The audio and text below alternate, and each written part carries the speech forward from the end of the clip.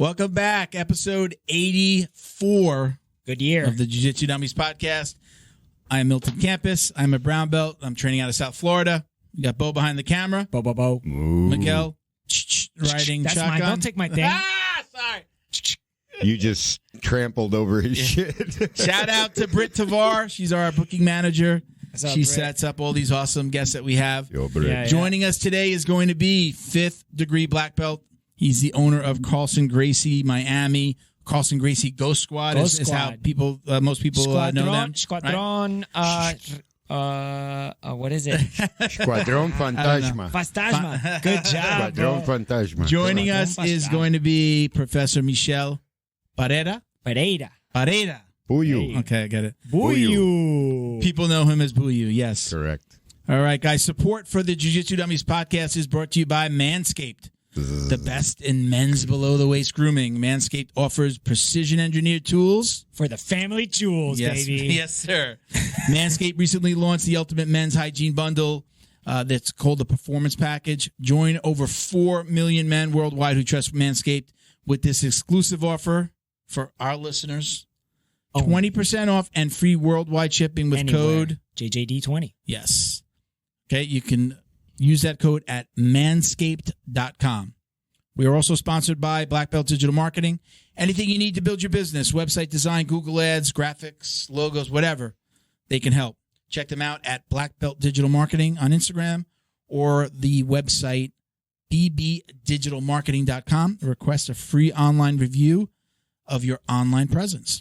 Shout out to Neutral Zone. I told you a funny story.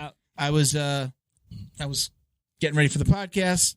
I went to take a little eyedropper. Yeah. It didn't fill up. So I thought the bottle was empty. The applicator, but for your mouth. Yeah, like not for your eye. The eyedropper. That's not what eyedroppers look like. Yeah. And I barely got anything, so I put it in my mouth, and then I went like this, thinking like I'm going to be getting just like a little, You thought the bottle was empty. My wife called it the Baba, like the Baba. Yeah, I gotcha. And like a whole bunch pours in my mouth. I'm like, oh god, there was like CBD. Fuck. And I'm like, I'm not gonna spit it back in the bottle. I'm not gonna spit it out. Gotta take so it. I walked like that for a minute, and then I drank it. I was like, whatever. I was jokingly told you before. I guess you can't overdose on CBD, or at least I didn't. It's pretty difficult. Well, what's the opposite of having too much anxiety? Not having enough anxiety. Like now, I just don't have enough anxiety. I need some anxiety to. Yeah. So check them out. No matter if your aches or pains are coming from lifting weights, rolling on the mats, just being a stud, the daily clickety-clack. grind of life. Neutral Zone has a product for you. Find your Neutral Zone by finding the best products for your pain wellness so you can continue your active lifestyle. Check them out at neutralzonecbd.com. Use code JJD to get 25% off. 25. And check them out at My Neutral Zone on Instagram. Hedge inflation. Sean and the crew over at Flow and Roll. Hands down the best custom gi and no gi gear in the business. Sean. Don't believe us. Visit them on Instagram at flow_n_roll and check out all the custom designs they've created for academies across the country. They're even doing wrestling singlets now. You can get T-shirts, hash guards, stickers, rash guards, patches, keychains. You could, he can print anything for you. He does work outside of the MMA community and outside of jiu-jitsu, but this is his world. You know what's a good thing about a BJJ keychain? If you valet, you get a little bit more respect. A little bit more respect. They don't move the seat. It's funny now. Like I'm seeing like family members. Like I have a brother-in-law that doesn't train, and he came over. He came over to a graduation party this weekend for my daughter, and I see him walking with the keys, and I see the Jiu-Jitsu Dummies. Nice. And I'm like, you don't even train. Bro. I handed a whole bunch of them out at the tournament. A couple weekends This ago. is how Jiu-Jitsu becomes popular. Yeah, right. Free stuff. Keychain. Yeah. Gets on everybody's keys who's not in Jiu-Jitsu. Check them out at flow_n_roll on IG. Visit the website flownroll.com. And again, use code JJD to get 20% off your order. 20% off your order. That's right. And you'll find what you like because he's got all kinds of cool stuff. Cool follow. Cool dude. Yeah. Super responsive. Yeah. I like him personally. Oh, And we cool didn't really name. get to talk about it. Like, we're, you know, And when he's I gonna wear be his doing shirt, when I wear his shirt, some dude in the crowd always pops his head out and goes, flow and roll. I'm like, what? What? You know them? He's like, no, I'm just reading your shirt. It is fun. I know what it means. It is fun to say. He's sponsoring ADCC. Yeah. Abu September. Dhabi Combat, what is it, championship? Club or championship? Club or championship. I think it was club in the beginning. No? All right. Anyway, he's sponsoring, so congratulations to Sean. That's Congratulations, an awesome, bro. Opportunity, great move. We've talked about We maybe, get this hey, if he goes out, if you go out there and you set up a table, hey, we'll help you work the table. dummies in the desert. Yeah, he's got I a like couple the sound of it. He might have a couple extra tickets for us. We'll see. Again, look, so BJJ Box, Jiu-Jitsu's favorite monthly subscription. It's delivered to your door, filled with premium jiu-jitsu and grappling apparel, equipment, supplements, supplies, snacks, and more. Right? They find the best products in the world of jiu-jitsu and guarantee that every box will be worth more than its cost. All right? Sure. Each box includes between 4 and 7 items that you're going to love. Check out thebjjbox.com. Yep. And use code JJD10 to get 10% off your your first order. $10. $10 off. Get JJD10 gets you $10 off of your first order. Preparation. All right. We got some cool things happening with them. I know we've got another box that we'll have next week to do an unboxing. We got the contest going on. We've got a contest right now. We're doing a giveaway. When am I supposed to be? I think I was supposed to award it yesterday. Well, by the time this airs, it'll be awarded. We're going to have some winners, baby. Yeah. So, and again, check them out at the BJJ Box on Instagram as well. Give them a follow. That's right. All right. So we talked about our sponsors. So any of our sponsors that you could purchase something online where we mentioned the coupon code. Oh, the other contest. Send us a receipt. This is our contest. We're going to give away $250 worth of jiu-jitsu swag, podcast mug, podcast tee, the new rash guard, and maybe some other goodies from Flow and Roll, and maybe even some of the other sponsors might get involved. Whatever. Send us your receipt. Let us know that you used one of the coupon codes. Send us the receipt. We want to see the coupon code is what's important because that's how they know that information. Redact any of your credit card is the most important thing to redact. Let us know that you used our coupon code by sending us the receipt, and we're going to enter you into that giveaway. That giveaway will happen once I have the rash guards, the new rash guards from Flow and Roll in hand. So you're just collecting up until then, huh? We're collecting, and I've been getting emails. I do get emails, and I do get curiosity, is there do you put a whole bunch of names to a random name generator picker? So I have I have a picker when it's a lot of people. I don't know how this works. I have an app. Yeah. When it's a lot of people, I can upload a spreadsheet. And you just upload a CSV file and then it just I put them in a CSV file when I wanted to say CSV file. That's what. And then I copy Excel them and file. I paste them into, and I got to fix the lines a little bit, but right. I copy them from I can't upload the CSV file, but I copy everything and then put it into the app when there's a lot, when it's a big contest. Britt has been she's been helping with that once in a while, so she's also so it's random. It's not like you just go down the line and be like, I like that name. It's not no, it's absolutely random. In the beginning it was names in a hat. Then I graduated to the we're big time now, huh? I did a couple of giveaways where I actually recorded doing the app, I'm pressing it, but it was so uneventful. It was just bink, boom, 3 names, 3 winners, so it was just okay, yay. Hey, that was exciting. One of our sponsors used a kind of a wheel that spins, which is kind of cool. I just never got that app. But anyway, so we'll put, $250 worth of jiu-jitsu swag, podcast gear, all kinds of different stuff. But send us that. I'm collecting. And once we get the rash guard in hand, when I have it done and in hand, it's going to be worth the wait. We'll pick a winner. What's going to happen after the rash guard is done? What are we going to talk about? There's lots more coming. It's the rash guard. Lots shorts, T-shirts, or he did to put a hoodie. So there's some other stuff that'll come after that Sean's going to do. So you know what I want. We'll talk about it. We just got to finish the design. You know what I want out of the hoodie. They're waiting on me. What's that? I want the thin. The what? The thin the hoodie. thin hoodie. Yeah. He's doing a hoodie, I think, but I'm going to ask him to do the hoodies. We haven't even gotten there yet. You need one with your... I have seen them on the layout. He sends it, the mock-ups on all different stuff, but he's got the shorts, rash guard, spats, and then a hoodie. Do you need a T-shirt with the URL for your Only Anyone page? Only anyone? Only everyone. Only everyone. Talking about OnlyFans? Yeah, but only everyone. No, it's about It's a public different site. fans. You know? Only everybody. You lost me on the joke, but okay. Yeah. All right, so let's get Professor Michel in here. The car Let's do veering this. out of Let's do control. it. Woo! 5th degree black belt, Professor Michel Pereira. Welcome, sir. Professor. How are you? Good, my man. Thank you guys for having me on the show. Thank you, Milton. Thank you, Miguel. Thank you, Bo. Thank you very much, guys. A pleasure. No worries, man. Thank you for doing this. So I think I didn't know that you had moved to Colorado. Talk to us a little bit about, Yeah. I know you were in Miami originally. You're in Colorado now. Tell us how you got out there. Okay. First of all, I want to say thank you to everyone that's listening to the podcast. Hopefully we can make a nice show. The reason that I moved, guys, basically, I don't like to put this out there as a needed, but since you're asking for and for everybody that listen, it was a tough decision for myself. My son is autistic. He's 11 now. He's doing fantastic so far with the past couple of years. As age at 2, we figured that he wasn't having like a speech delay.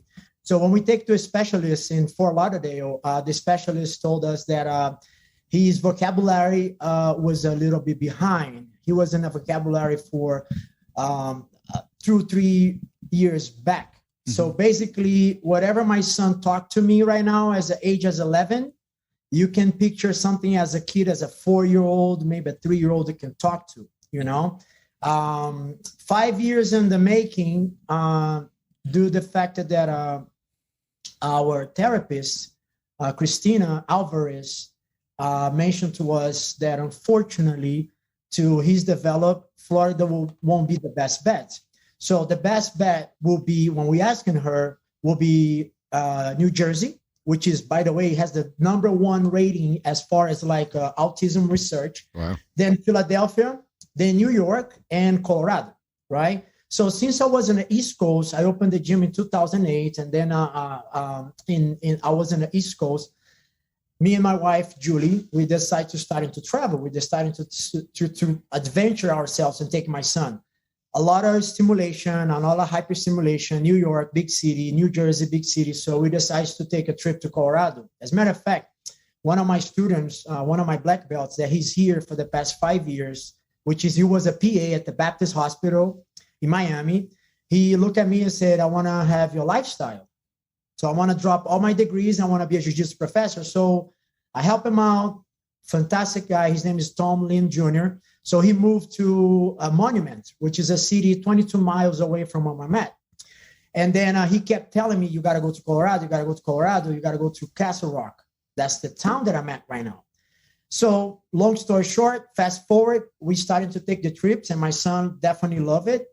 I have to take a meeting with my students. I have to take a meeting with my black belts. I have to take a meeting with all staff that I have at Carlson Gracie Miami, which is I proudly opened the gym, starting with the 5 students. 4 members are my partners that time, and one was his friends.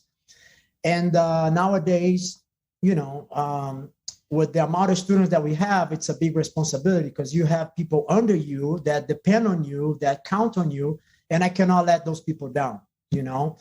Business-wise was the most difficult decision in my life. I didn't expect it. I thought I'm going to pretty much retire in Miami, get in a Florida Keys, a little cabana down there, you know, invite you all the guys from Jiu Jitsu Dummies to do a podcast. Something like that trip. That's yes, a good sir. trip. But guys, I'll tell this, breaks my heart that I have to literally like pretty much leave a teenager behind, a 15-year-old baby behind to take care of my kid, to take care of my son, you know. I have 2 other kids with my wife, but unfortunately, my son won't be able to be, I don't want to say a regular kid. We won't have that type of conversation that I have with you guys, the pleasant conversation that I'm going to have with you guys. That's the truth of the story. So he's going to have a lot of access to me and my wife for the next couple of years. Of course, the praying that I do every night is one day when he reach like an adult life, he can walk on his own, you know. But as a father of special needs, I did a lot of counseling. I did a lot of meetings. I do a lot of meetings with parents and chats on Facebook, on LinkedIn. And, the future could be bright for some of them. We have a lot of great examples in history. Messi, the Barcelona player that's now in Paris Saint-Germain, apparently he was on the spectrum. Albert Einstein apparently was on the spectrum. So it makes you get a little bit of hope, right? So, but I don't want to touch on too much on the subject because I don't want you guys thinking that I'm selling out. No, I'm just not at all. No, it's interesting. Why the reason that I moved? It's been a year so far. Well, for me, Bo, it's a big deal because, like I said, man, I did not the truth of the fact is, man, the position that I have nowadays, I can literally open up a school 5 minutes walk distance from my house, right? But when I have a conversation with Christina and my wife, and then she actually told us, look, you can do that in a heartbeat. And I know because I've been to your school, I've been to your places, I scout you out, and you're going to be successful. But how's going to be the future for your son in the next 35 years, 45 years, So talking about be a person that migrate from Brazil to United States, and then I didn't know what autism is, man. I didn't have no clue what is that. And my son opened my eyes for so many things and just make me a better father, just make him a better person, a better professor, a person that cares much more. And I think that's probably could be one of my flaws, caring so much for the people, because that's how I do with my son. So I treat all my students as my kids, are my sons, But long story short, it's been a year that I'm in Colorado. It's been tremendously fantastic for him. I go once in a month. I spend 1 week in Miami. Hopefully the next time I can visit you guys personally, give yourself a hug, shake your guys' hands, and preach for more and more success for you guys, more sponsorship for you guys, and hopefully you guys can reach Netflix. Spotify. Let me ask you a quick question, Professor, because yes, sir. Okay, you moved to Colorado. Yes, sir. I can make the assumption that it was quieter than New York and New Jersey, and Philly. And for your son, it was. I guess the input was slow. How do I say that? It's less saturated. Yeah, it's more natural, right? Is that ultimately what made the decision? That's the perfectly point.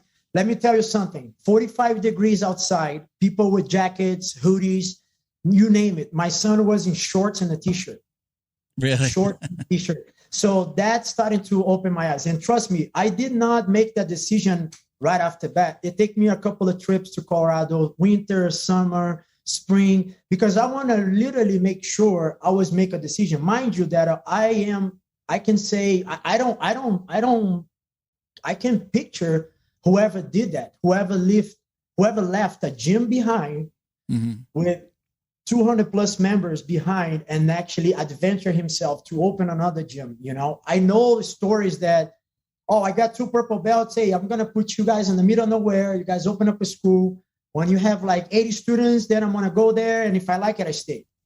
That's the pattern. But I decide to not make that pattern because if I have to do something, I do myself. So I choose the path. Not that I'm saying that I'm going to drop that gym and live into somebody else, but if the opportunity comes to reach out and help out other people, mind you that I told you guys, I have at least 15 people that depend on what I do. And I have to be very precisely what I do things. I have to understanding how I do things. And so that way those people can get some value, and I'm trying to add value to my life and show an example to my daughter, Emma. She's 9 right now. She's totally functioning. I have another 1-year daughter like Kira. So they can understand that I did the sacrifice for the old brother, and when I'm no longer exist on the surface of planet of Earth, I'll make sure they'll be taken care of it, and whatever the hold holds for them, God bless them.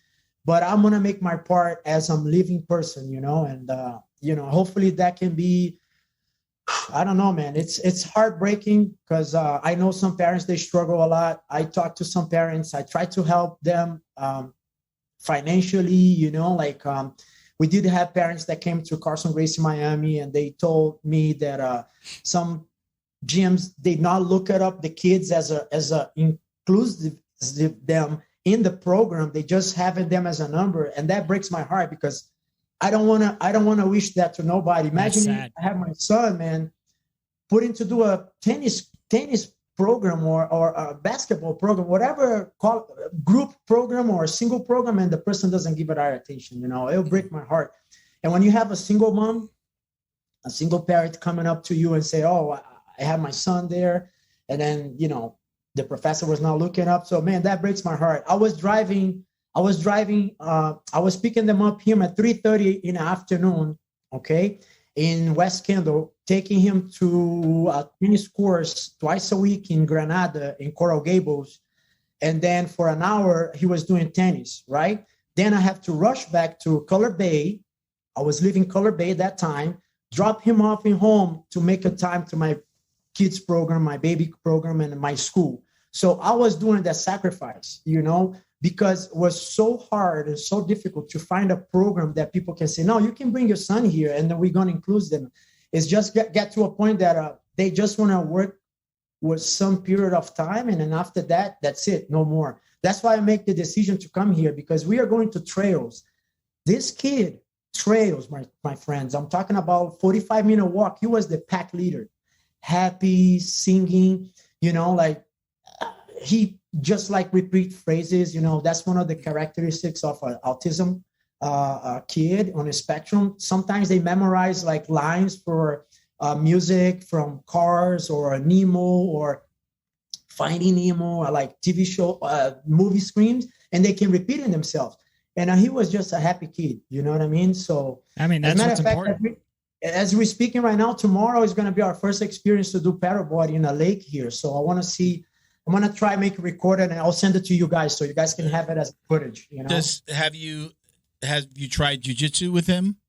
I did, Milton. And since 3 months old, because that time I didn't have enough help, which is another struggle for many, many, many parents in the whole world, I believe.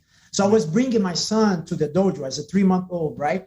So since then, he saw the jiu-jitsu mats as a big playground. So I have one encounter when he was 3 years old. I put him on a gi. I have a picture. I can look it up and I send it to you guys too. So he was happy, smiling, But for him, that was just like a gigantic playground. So he never took serious. And I don't want to sound unprofessional, putting my son there, and then he distracted the class. So I was one of the parents that I had to take him to a place. That's why I told about the tennis class. Yeah. So in a reason for he doesn't bother the other kids in class, I want an actual professional. So I'll try probably close by the end of the summer to see how he maybe adapt to here, because now he's older. Maybe he has a different vision. But so far, my daughter is the one that actually doing jiu-jitsu and no pushing. I'm not. How old is she? My daughter is 9. Okay. My daughter is 9. I'm not one of those pressured parents that everybody got to do jiu-jitsu. If she wants to do dance, ballet, gymnastics, whatever, not a problem. But I told her that's how important it is, a female, especially speaking, needs to know how to defend themselves. And it could be anything. I'm not just pushing myself to jiu-jitsu. It could be karate, boxing, Muay Thai, kickboxing, MMA, whatever it is. But I think in our long time journey, whoever never step on the mats, please find yourself a place that you feel comfortable, that your heart beats, heart rate 96 BPM. And then you're kind of man, I'm excited to be here. You know what I mean? Yeah. 100%. You raised your hand. You have your daughter in jiu-jitsu. It's my whole family, man. I'm even trying to get my wife. Honestly, she doesn't watch the show, so I could say this. I'm gonna surprise her with her taking a carry and conceal class. Oh yeah, okay. Yeah, because she's just been talking about it. I was just she carries mace, and to me, I don't feel like that's it. Plus, you gotta take it out, and all that. And she has been talking more and more about just she sees the importance of it, but she just thinks she thinks jiu-jitsu is. She loves it, but it's disgusting. She hates the hair. She hates it. And she rolls only with girls.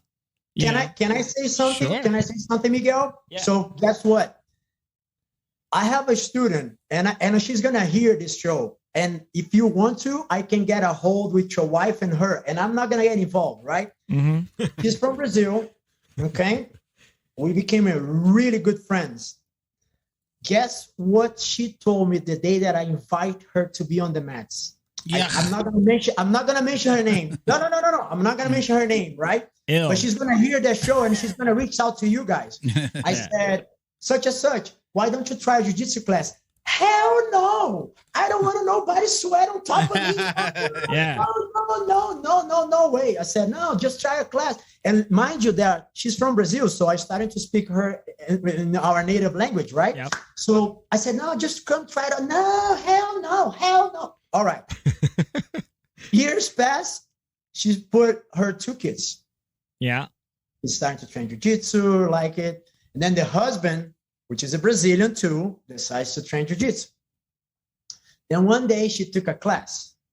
Then since this day, I take her story to every single woman that might or might not say something about, oh, jiu-jitsu is too sweaty, it's too grappling, it's too much. I said, you know what? Talk to such and such and such and such, and then she's gonna tell you. Now I know how many syllables is in her name. Oh, yeah. Such and such. Yeah. So basically, she's done it. My wife's done it. Oh, she did. She's went to like several classes, and she's an honorary purple belt because she hides in the bathroom. She skips warm-ups. Hey, I tell this is hey, you know what I say? This is a purple belt diary. Yeah.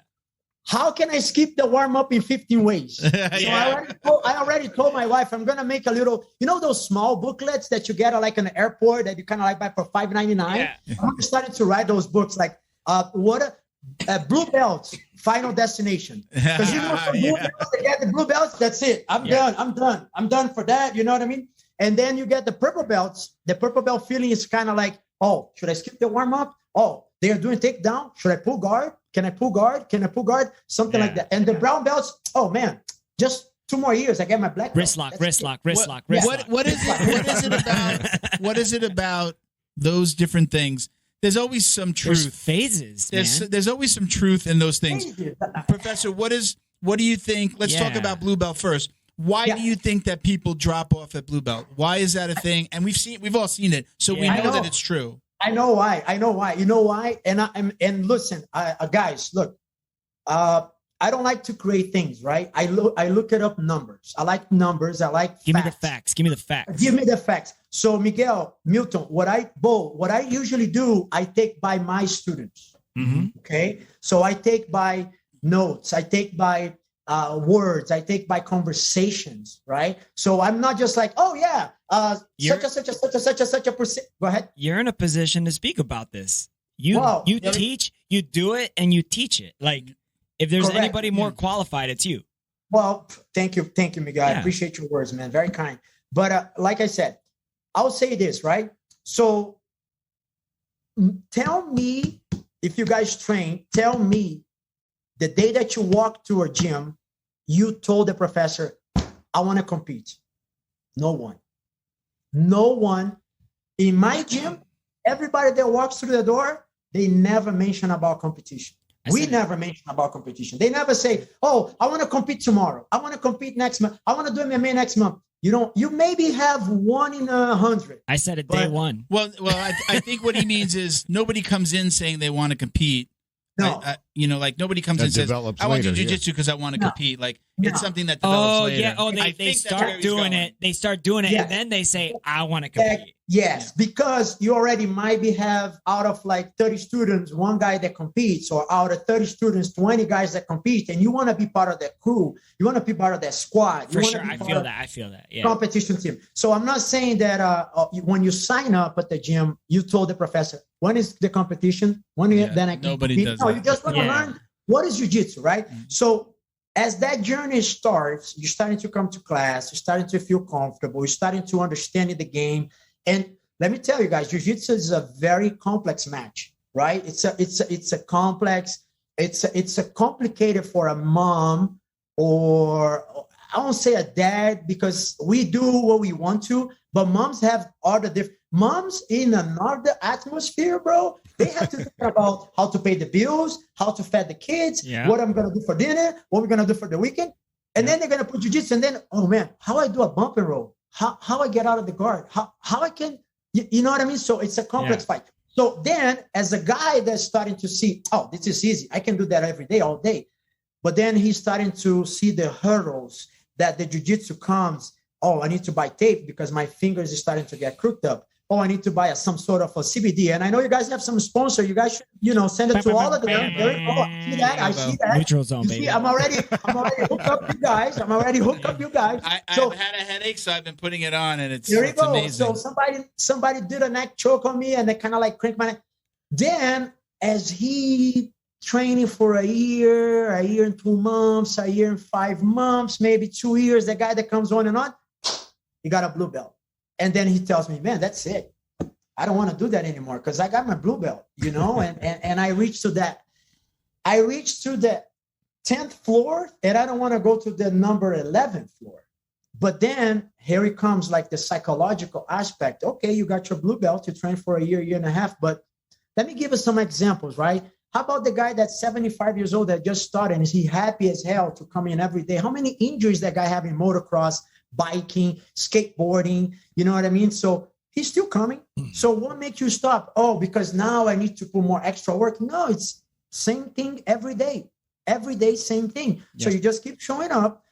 Your professor will be able to qualify you to train with certain people that's going to take care of you. And then you're going to have the longevity of a sport. But some people get frightening because now they see going to places that's kind of like a challenging, looks like every day is a fight. Last call for the World Masters Championship. In the left side, blue belt that just got awarded, and the purple belt that's hungry to get your neck. I mean, it can be like that. That's why people, because they know they have something to prove. The moment that you got your blue belt and you put in your mind that I don't have nothing to prove, all I got to prove myself is I can keep coming. I can be injury free. And if I want to compete, I compete. If I want to train for fun, I train for fun. If I want to be selected, I do. If I'm not, I just do myself, and when I get back home, nothing changed, because now I cannot tap for the white belt 4 stripes. Dude, check it out. Let me ask you a question, guys. So when you guys are training, right? If you guys training, striking, whatever, if you get hit, if you get arm bar, does your light bill goes down? No. Does your insurance goes down? No. So FPL, do you think the FPL is going to say, oh, I give you a break because you didn't tap tonight? Said, dude, it doesn't matter, man. Just have fun. So blue belts that are going to get promoted, or blue belts that just got promoted in the summer, or you may be a potentially blue belt to get promoted in December. Guys, just keep coming. Just keep coming training. And I directly that conversation for them because those are the people that just actually going to make it or break it. Because once they get you a blue belt, they're going to say, man, that's it. Done. No, it's not done. Just keep coming. Oh, but the purple belt on the corner, he wants to chop my head off. Hey, you know what? If he goes too hard, just tap. I have a question. Yes, sir. I want to ask. I want everybody's input on this. Yeah, except Bo. So, except for Bo, who doesn't train. You don't train. Bo. Okay, so, and I just thought of this while we're talking about this. So, do you think that sometimes people make it to blue belt because, for a couple of reasons, but I'm going to start with, I'm a white belt, and I don't want to quit a white. I want to at least get there, and I got to the blue belt, and whatever. I know enough. They start not that they know enough, but it's like almost embarrassment to like, well, I'm not going to quit at white belt. I can't tell that girl I'm trying to pick up at a bar that I didn't make it. Like, I trained jiu-jitsu. Yeah, I got to blue belt, but then I stopped. It's like I got to white belt and then I stopped. You can't quit at purple belt. That's the meaning. That's the meaning before we see it. Yeah, I really believe that there's a little bit of that psychology where somebody might not truly love it. Like you walked in and I knew you were a lifer. Yeah, you knew you were a lifer, but I knew it right away when I saw you train and staying after class and asking for the hardest rolls. Like you rolled with everybody. I saw it. You could see that just from that day that when you first came to the gym. I'm good at getting beat up. To now. But I think there's sometimes you see guys that they come in, a couple of times a month and they take years way past what they should to get but they get the blue belt and then really stop. You got to give it to Felipe. Jiu-jitsu reserves is probably one of the best lines I've ever heard in my life. Our professor calls those people that don't come in Jiu-jitsu reserves. They're in the Jiu-Jitsu reserves. One time already got the time. Military reserves. Yeah. The military reserve, once a month. So do you agree or disagree with that statement that it's a little bit of I don't want to be embarrassed and say I quit at white belt, but I'll make it to blue, and then that's when I'll stop. No? I think what I can, I'll say this, right? Now I talking about facts. I never had a blue belt that actually quit after he got a blue belt. Okay. I have people that might be sporadically starting to get life a little busier, and they might be not coming quite often, right? And I'm talking about mid-age guys, younger guys, man. As soon as they get the blue belt, they're going to be there on Monday. If the belt ceremony is a Saturday or Sunday, bro, Monday, they're going to be there. If possible, the first class in the morning, you know what I mean? But the mid-age people, 30, 35, 40, 45 years old, like sometimes things can get on the way, and they're going to show up on Monday, heartbeat. They're going to look in the parking lot. Oh, man. That guy's a purple belt. That guy's car is a black belt. Oh man, should I go back at home? I'm seriously. I have a black belt that as he was a purple belt. I think he has a big AC company. Once again, I'm not going to mention his name in there. I'm going to mention all the names in their end. I'm not taking my notes here. That's okay. We're going to give you. We're going to give you some shout out time, Professor. What's the name of the girl? How many so and so's for the AC guys? So and so and so and so. Just two. So and so. Okay. So I'm taking my notes here. The girl and the AC guy. So he told me one time, Professor, I was like looking the parking lot and I see cars and with the sticker and I see, A is here, B is here, C is here, X is here, Y is here, Z is here.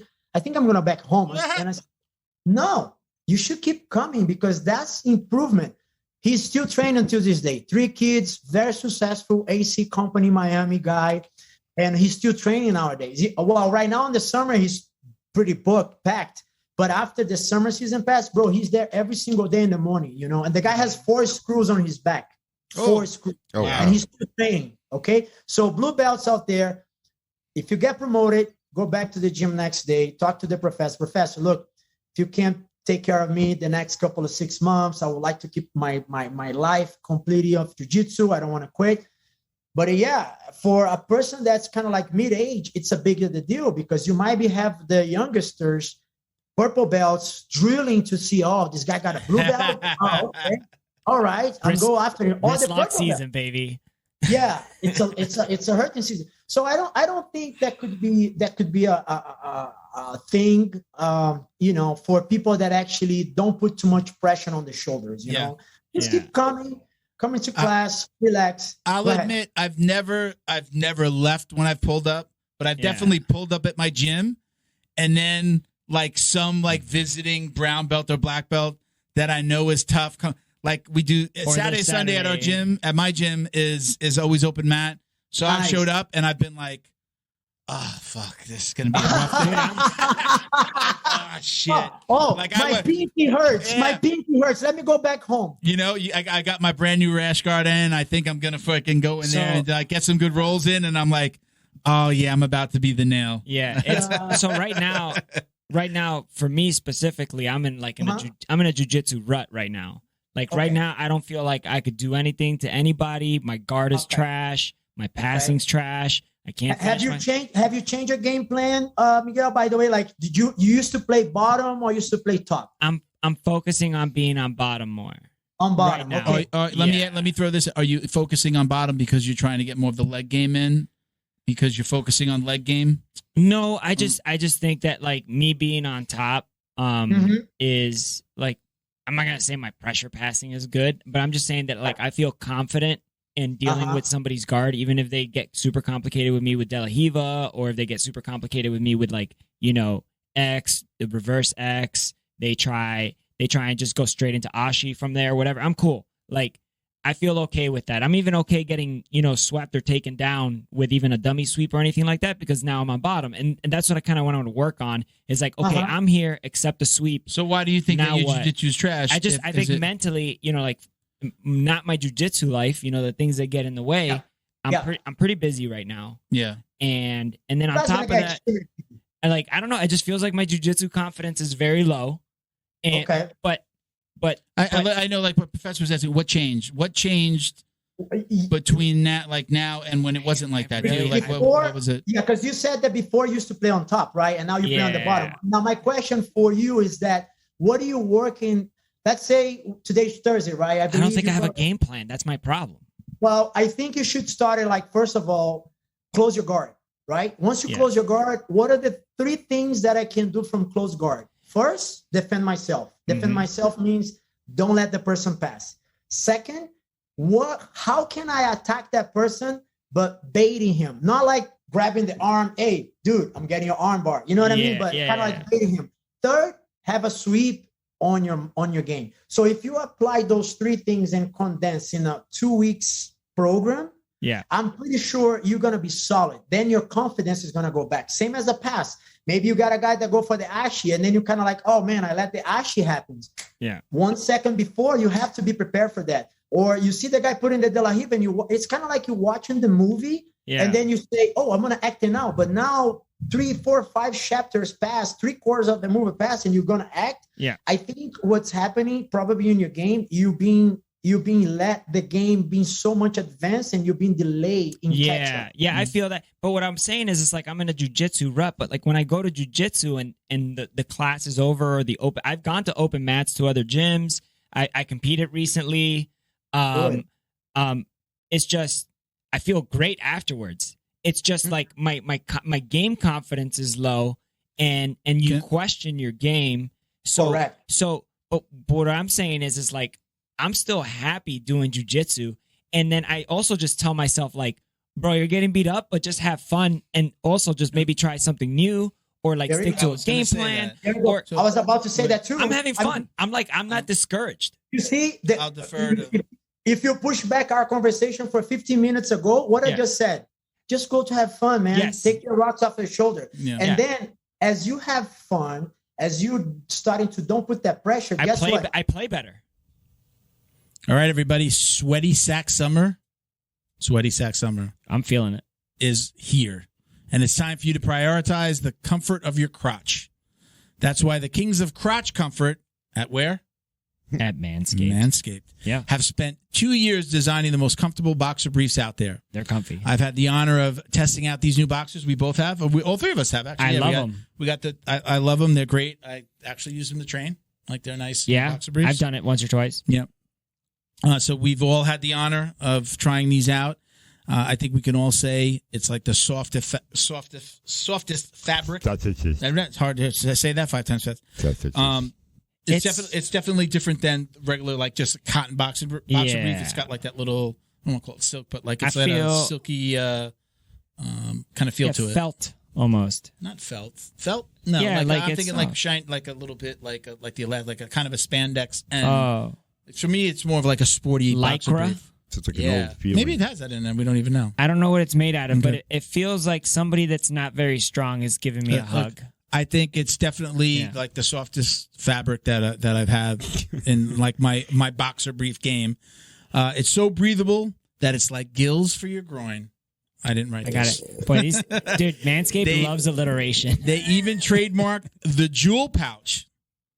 So you know it's serious. Yeah. All right. I think it's time for you to invest in your family jewels. So let your bulge breathe and get 20% off and free shipping by using code JJD20 at manscaped.com. That's right. Bo, we keep on putting it off, Bo. I know you wanted to tell us about your experience, right? We all got, so that people that don't listen to us all the time, we all got the performance package. So we've got a couple like lotions, a spray. We got the lawnmower. We got the weed whacker. We got the a boxers. Bag, boxers. And then you guys don't get it, but we got T-shirts. And we got the newspaper that you can use to do your thing. I read it. And then it goes down on the floor, and then you take the newspaper and you throw it out. Yep. You read it? There's a whole bunch of them, and then the same. So it's like, you read one, use one. Mm-hmm. But Bo, go ahead, tell us about your experience. What did you think?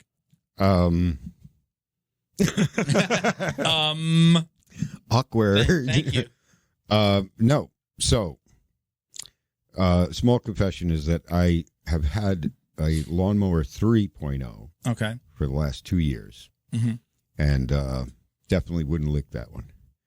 That one has been places. Yeah, I don't think anybody's gonna lick it. That's been places. People don't lick razor blades. It's gone off road. It's gone off road. Yes, it has. Big wheels and everything. So I had this comparison. So I just tried this one, and I used it on my face. I use it mostly on my face. I haven't shaved now. I mean, we do 2 weeks, tell you a lot of times that your face looks like a ball sack, so, it makes sense. It's appropriate. Yeah. It's the same feel, My eyeball gets caught in there. But I use it on my face, and I tried this new one. And, design-wise, it's like a little stealth fighter. It's got angles instead of more rounded like the old one. Yeah. But I immediately noticed that this one's like twice as heavy.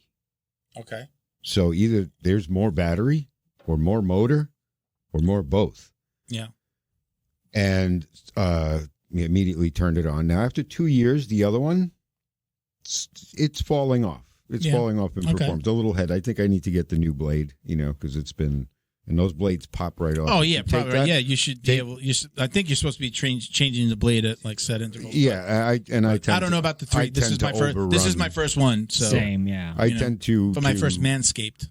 Like I can't own an airplane because I don't fix it until it crashes. So. So I turn this one on and I go to shave and stuff. I immediately feel it's also stronger when it vibrates, like when it's on. And Bo knows vibrators. And I know vibrators. So, dude, I will say this. As soon as I started mowing the chin, immediately I noticed the difference. So I don't know if it's also going faster. It's brand new. But it's the strong. New one. And it's their new version. Even the old one, when it was brand new, when I ran into like the hairs bunch up, and it actually clogs the blade. And it'll stop, or it'll like slow down, or you'll hear it go like it wants to. The bog, right? The bog, and I won't make a comparison, but it was, and this did not bog. Yeah, this mowed right through that. Now, of course, I'm going to give it. Didn't you use it on your face first? You did the same thing. No, was that a joke? No, it wasn't a joke. You shaved your head? No. What did you shave? Pretty much my whole body. Okay, right. So you did more than just. I went from bottom to top. Yeah, okay. I said you went from bottom to top. You went in the canyons. Yeah. But go ahead, Bo. I'm sorry. Mine's well traveled. Go ahead. So that was immediately what I noticed, that the performance on this one compared to the 3.0 is like light years difference. Mm-hmm. They did an incredible job updating this thing. Which is a good comparison because we're going on it. We're first time users. Yeah, your first now you're giving it to maybe the guys who have the 3.0 and they're like, it still works okay for me. Experience. Yeah, and I've already tried the weed whacker, which worked tremendously. Twice a week at least. I use that. Love you grow fast, bro. Yeah, I got my. You know what? I got grays coming out of here now, so they could really see them. The spikes. So I got to get the guy in the front, and it's not good to pull. That's old dog. You don't want to whiskers. pull. You get ingrown hairs in your nose. That's old dog whiskers. They. Start to look like those old dogs with those long. Yeah, white I hope whiskers. that day never comes where it's just like, but they're not totally whiskers. just flows into the beard. And now with MANSCAPED, you're set. Yeah. No, I legit. I mean, I use it all the time. It's the piece out of this that I'm using the most.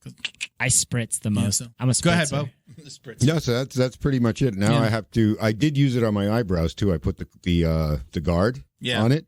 Went right for my eyebrows. I thought it was going to be too short, but always go with the grain just in case it goes too short. I go against the grain. I know, but if you don't know how short it's going to be, I did it anyway. I was like, I'm either going to look like a freak. You go away from the grain, and then if it's too much, then just go up. Yeah, no, I went directly. I went directly against the grain. I was like, if I look like an idiot, I look like an idiot. But it worked out perfectly. It actually came out the way really you good. grow hair. I mean, you grow hair. It does, and I'm getting those old man curly things that pop out of my face, like these strange hairs that old grow. MANSCAPED. Just a bunch of normal hairs and then these strange ones that come out. So I'm thoroughly pleased with this. Like I told you last time, I'm extremely pleased. Yeah, so we have some new stuff coming. I checked the mail before I came down today. We didn't get the delivery yet. We've got a whole bunch of new stuff coming from MANSCAPED, so that's really cool. We'll get to talk about that or unbox it here. Well, we got to unbox it. What's coming now?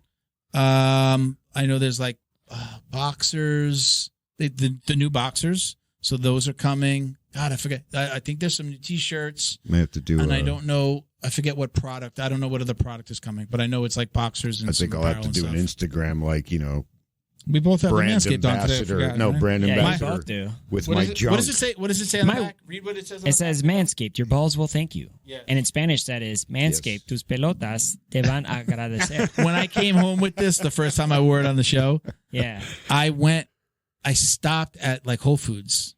Yeah. I think when I did it, I think it was a Saturday. Was it a Saturday show? So I think I went home during the day and I stopped at the store. And when I got home, I didn't realize. I'm not even thinking about it. Yeah. I'm wearing it, whatever. But when I got home, my wife read it. She's like, "You went to the store like that?" I do. And I'm like, "Yeah." I'm like, "It's not a big deal." But she, I totally do it, man. I go to Publix, I go to Whole Foods, I went to. Well, listen, that's my jiu-jitsu. That's my jiu-jitsu after jiu-jitsu shirt. Yeah. And I'm in the locker room, and then like the first time I wore it, everybody like said something or was laughing, and I was like, "What's going on?" It was like, "Bro, your shirt, that's awesome." It's actually I don't get bad. I got to tell you about my first T-shirt site. The first T-shirt site I had was all nasty curses on. Yeah. Like biker style, like T-shirt, all black, white writing. I used to over the top, like it was horrible. I used to I'd be embarrassed to wear any of those shirts. No. In high school, like my mom dressed me, but then like I got a job, and I would buy shirts and I would put them in my book bag, and then like my mom would dress me. Like even like through high school, bro. Like, and I was like, all right, that's my mom. So you would bring like. So I would bring extra clothes, and I would change like in the like the bus stop. But like I was such a jit, bro. Like I would like shop at like Hot Topic or like stores like that. So like all my shirts were offensive. Let's let everybody know. Let's give them the code again. Get 20% off plus free shipping with code JJD20 at manscaped.com. Remember, that's 20% off and free shipping with code JJD at manscaped.com. Anywhere in the world. Anywhere. Once the Boxers 2.0 touch your sack, they'll never go back. Bam. These guys are poets, and they didn't even know it. Let's get back to the show, everybody. So I'm controlled by my sack. Right? They rhyme all the time. All right. Let's do this. Milton, you said something that reminds me, when a black belt showed up, I'm a brown belt, and somebody visiting. It's not a challenging. It's actually time to see what I can do better when I finish training with this guy, because he might be past my guard. He might be took my back, and is my cardio is better or no? Is my perception are better? Is my flexibility are better? So now I'm talking about the other aspects of jiu-jitsu. I'm not talking about the technical part of jiu-jitsu, because remember, it's technical, physical, it's mental, and physical, right? Mm-hmm. So if you put all those three things together, guess what? You're gonna so relaxed on your train that injury is gonna be free. Mm-hmm. Pressure, because that lower belt rack the crap out of you. Yeah. And then not only that, now mentally you're gonna say, man, I think my jiu-jitsu is not a plateau. And that's the thing. I have a couple of years back, I have a student that he came up to me and he said, "Professor, my jiu-jitsu reached a plateau. Like I can't evolve. I can't." And I knew why, but I don't want to say. I'm not gonna listen. If you were my student, I'm not gonna tell you like, "Hey, listen, stop in doing this 3 times," right? I warn you, like same as IBJJF, right? First you get a warn, then you get an advantage, then you get a penalty, then you get a DQ. So I told him that time, I said, listen, the problem is I come to teach a class, but then I show you the program, I show the curriculum of the week, and then always after class, you get together with the 2 other guys that you guys want to do the highlight. I call the highlight things, right? And then you get confused, It's kind of like I'm trying to put a puzzle together for you for the whole week, program everybody to, even though everybody's going to do the same, but guess what? Most likely other people, if they skip 2-3 classes, they forget about what you teach Monday. If they skip the whole week, they're going to forget about what you teach Monday. If you skip the whole month, they're going to be lost when they come back. So you still get that advantage if you are a regular, if you are coming regular. You can massively have the moves in your brain, like muscle memory, right? So guess what happened? And I told him point blank, I said, my brother, listen, okay, such and such, listen, stop in 2, four. Stop. Instead 4 suches. Yes, 4 suches. Instead you do the highlight things, which is, I don't condemn. I think jiu-jitsu is going to evolve so much. It's growing right now. I don't see MMA growing more than that. MMA is going to be like that. Okay, it's my opinion, my perception, what I see on the game nowadays. I try, even from far away, I watched all the videos, you know, like they send it to me for tournaments, even in small tournaments. I like to watch little small tournaments. I like to watch. But as far as comparison, like jiu-jitsu is going to grow, right? And if you stick to jiu-jitsu, you're going to grow much more. If you stay with MMA, you're probably going to reach a plateau because there's not much. But I come back from that blue belt that back then, he wants to do what the highlight was after class and starting to drill what I just taught. And then the other students are getting better than him and he like reach a plateau. So when you go back to the gym, Miguel, thinking about those three things, you know, okay, I'm going to start in my guard, right? Close guard. I only going to open my guard if I have something to do it. I'm not just going to open my guard to starting to play spider guard because I'm not familiar too much. Or my knee. Be patient. Exactly. Try to approach that person to your game. Impose your rhythm of the fight. Yeah. Don't let that person impose his rhythm. Because guess what? If you're starting to open your guard, stand up on your knees, whatever, and he keeps that pressure, he knows he's the need to get you on your side. And if you don't have an attack next to that coming, he's going to get you. He's going to pass your guard. So that's pretty much like my 2 cents for don't feel that, man, I am like in this limbo, kind of like, it's almost like a twilight zone, you know, what am I here? You Purgatory. Know what I mean? Yeah, take some notes. So in all, I just want to say, even with all that being said, I was like indirectly answering your question is like, what is it about blue belts that quit?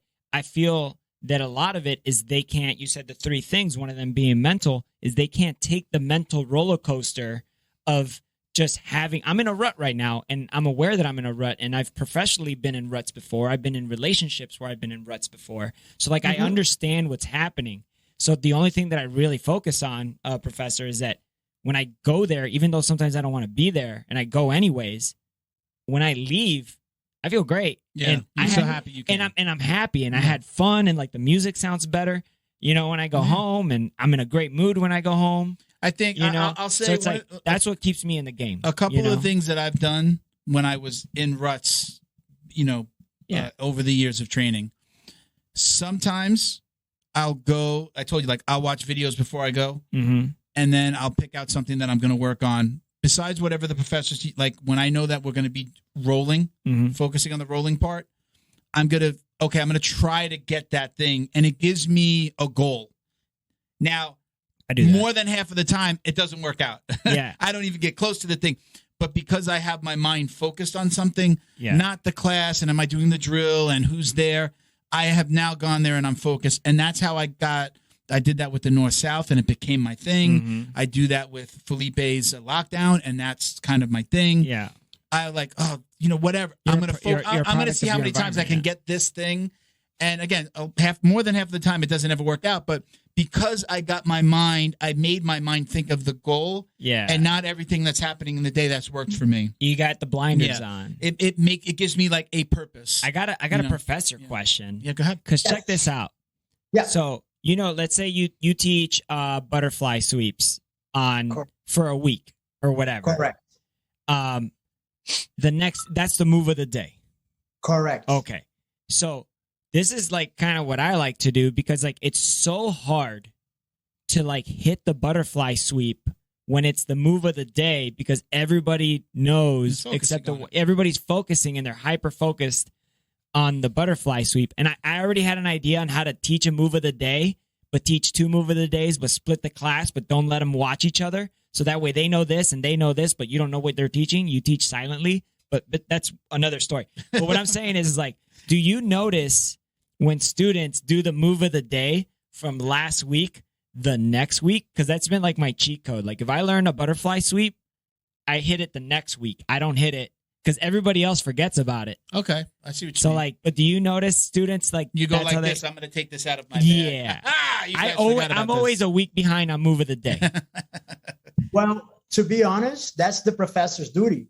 That's how you evaluate your students. If they're absorbing the technique, if they're applying the technique, and if they remember the technique. 3 things again: put it together, put it in your pocket. So that way, write your notes, and then you can see, well, wait a minute, this guy only knows one sweep, and that's he's been doing for the whole entire month. That doesn't mean he doesn't know the rest of it. that means like he really want to hit that sweep. Some people hit in 2 weeks, some people hit at the day. But like I said, coming back for facts, right? Did you sleep well last night? When you go to train, did you pretty much like rested? So if your mind is rested, yes, you're definitely going to remember the moves from the last week. And I'm pretty sure if your professor is watching your class, if he's aware of everybody was doing it, and mind you, you might be going to roll, I'll say like 5 times, 4 times in a good day, maybe in a great day, 6 times. Definitely your professor will watch your performance or everybody's performance. And then he will see that who actually needs to be promoted, right? Yeah. So that's why coming back from that situation, yes, it could be difficult for the whole entire class hit the butterfly sweep that day. Can be possible, yes, but maybe you want to, let me hold this back a little bit. Let me wait, everybody forget. And then in 2 weeks, I hit it back again. And then you're going to have a little groupie round coming next to you. Hey, Michel, how did you do that butterfly? Because I tried many times and it didn't work. What I tried to do in the training, and I see you doing it. Man, you're doing great. Now your confidence of that position getting a boost, Yes, it could be difficult for a regular day. Everybody do the sweep. It's so hard to hit the move of the day on the day, man.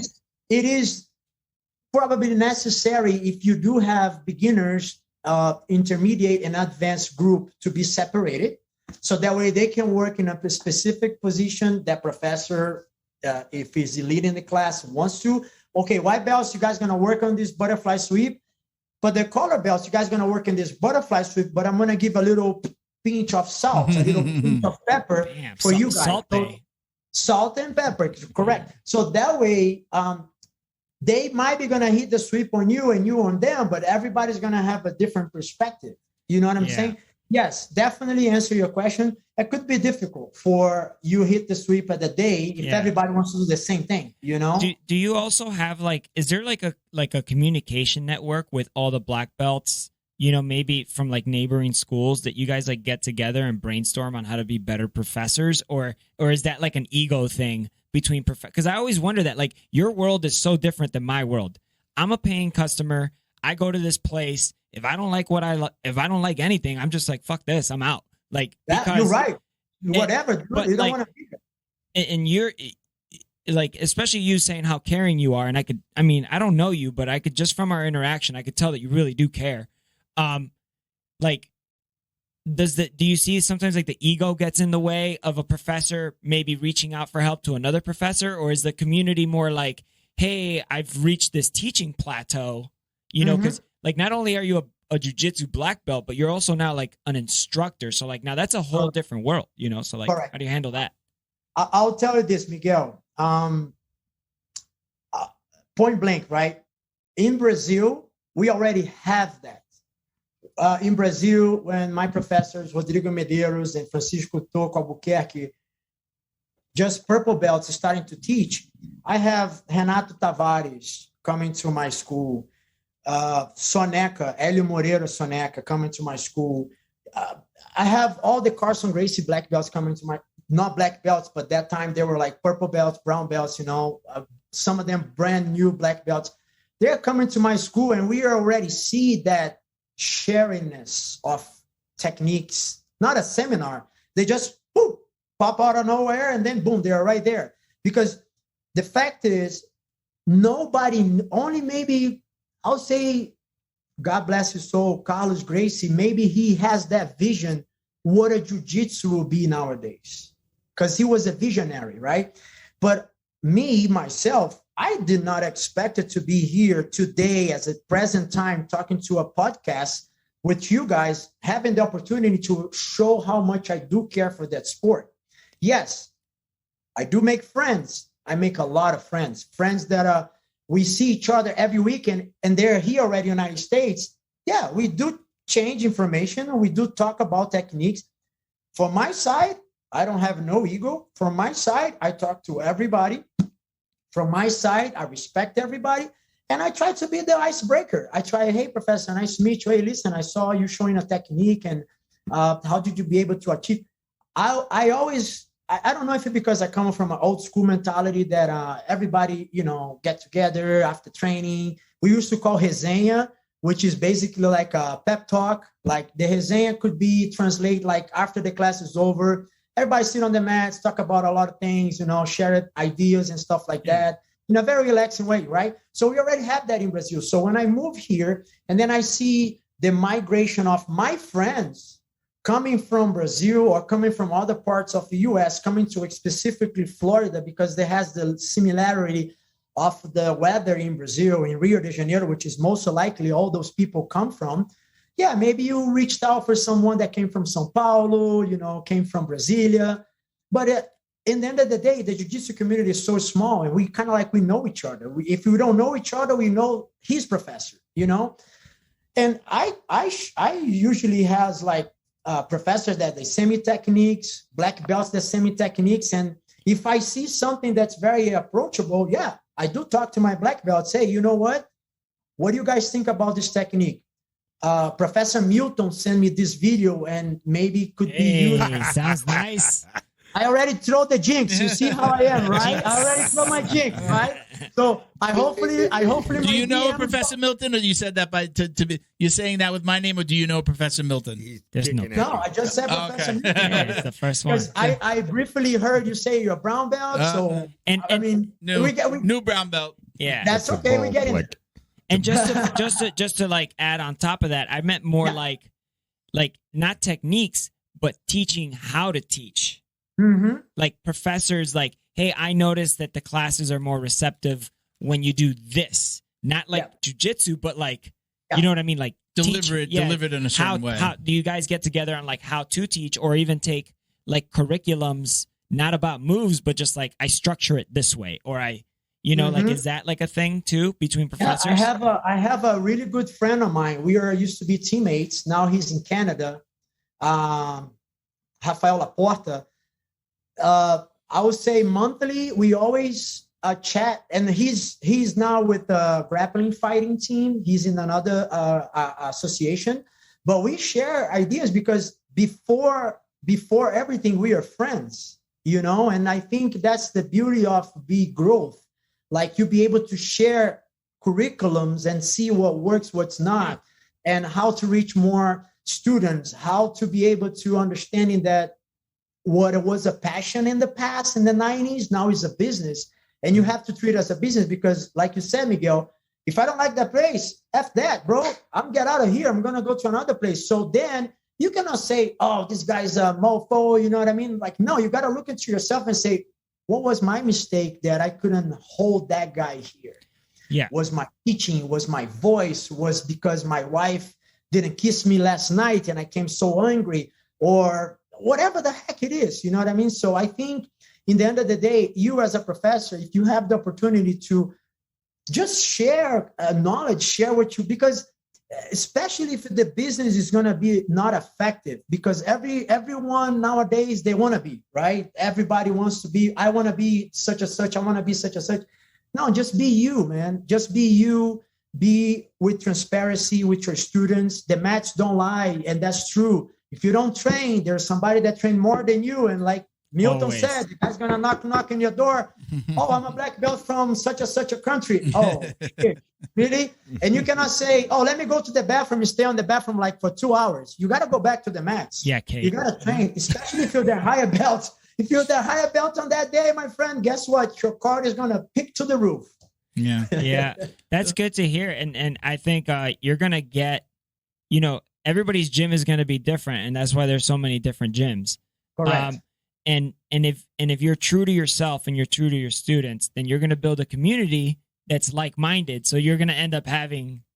You're doing something right. Yeah, with 200 students in Miami, is that what you said? 200 students.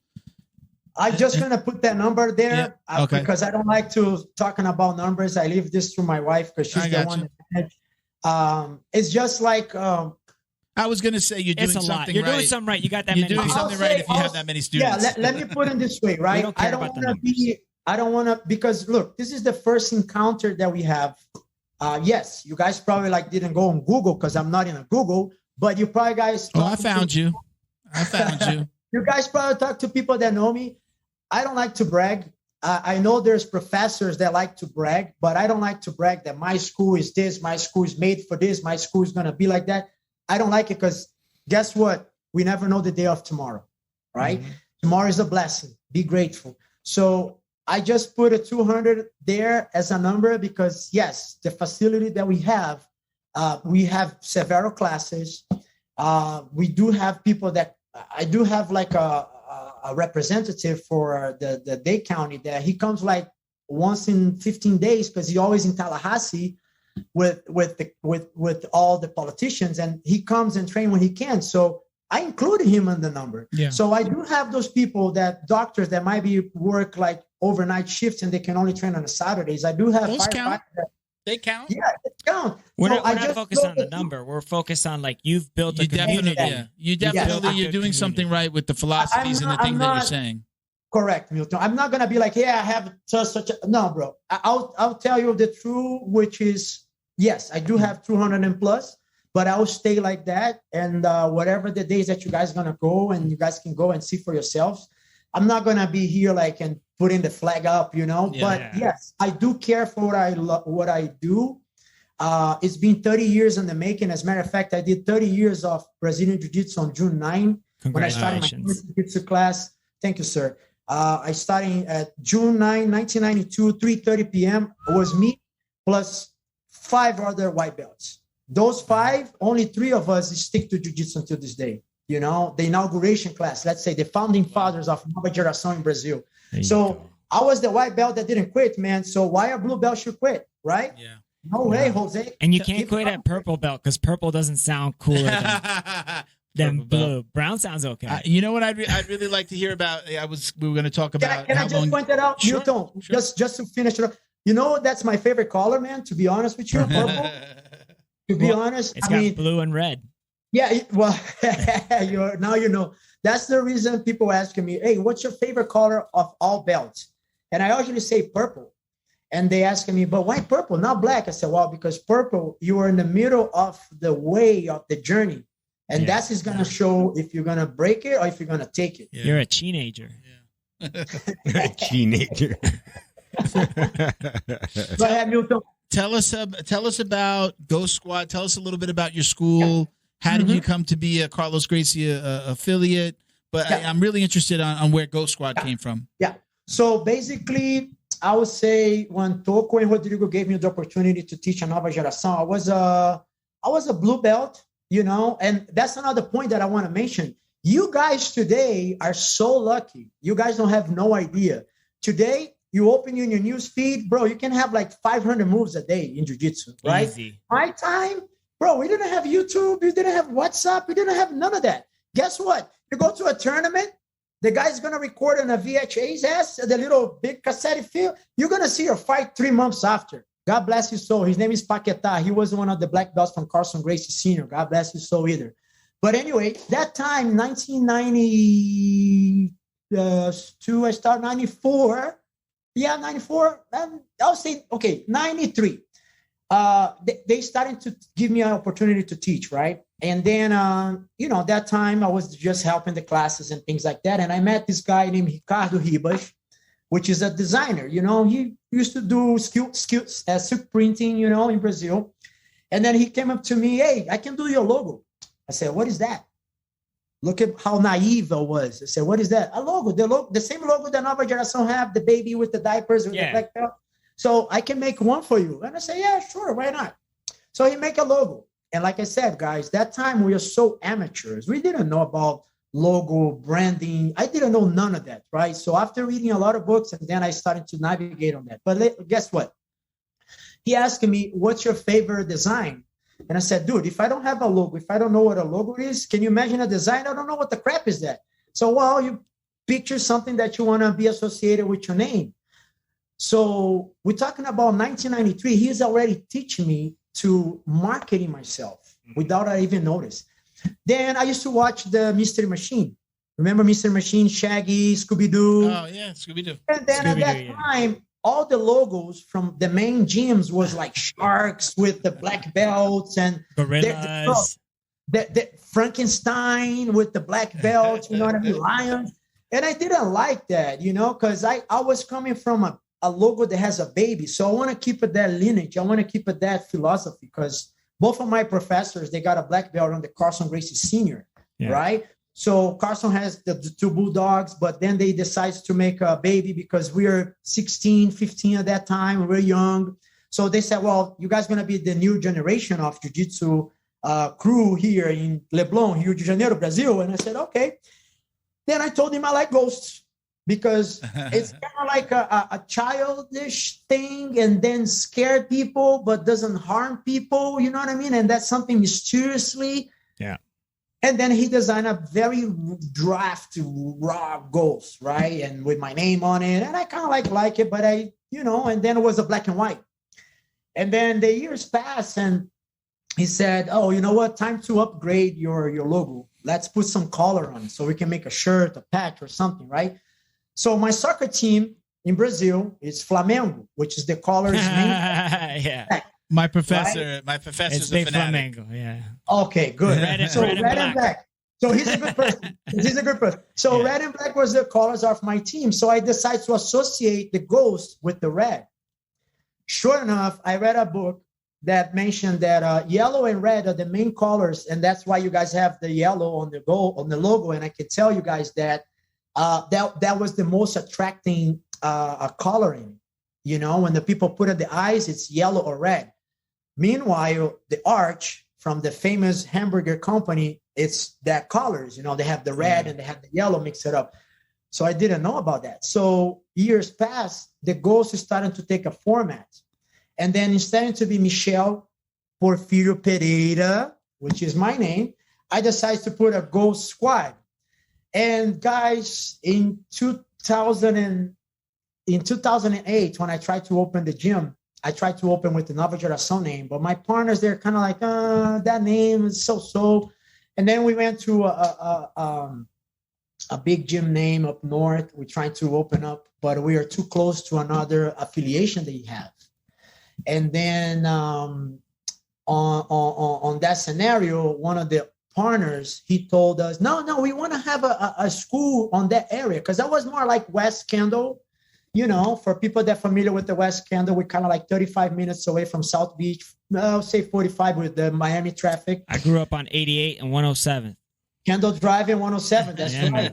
You're right on the heart of a Kendall. That's where my tax accountant lives. So long story short, we're trying to associate with this big gym, you know, because I want to be under like at least a lineage of the Carlson Gracie. That's where I come from. That's my bread and that's my breed. That's where I come from, you know. Mm-hmm. And then they did it. They for some reason the deal could not be closed out. So on the way back, me and my friend, which is I told you guys was 5 friends of us that started jiu-jitsu and still in jiu-jitsu this day, 3 of us. One is Alexandre Pulga Pimentel, which is he runs the elite martial arts in the Light Point House. And Kiko, which is in China, he was with me at that time. Oh, it's Pulga, right? Pulga. Pulga.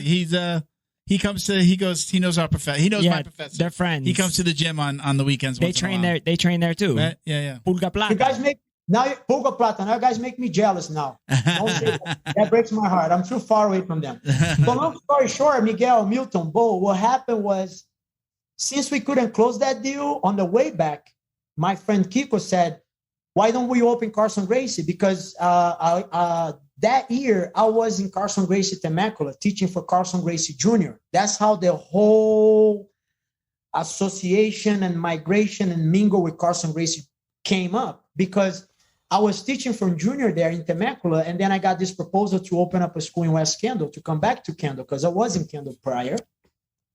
And then Kiko inside of the car said, why don't we open a Carlson Gracie?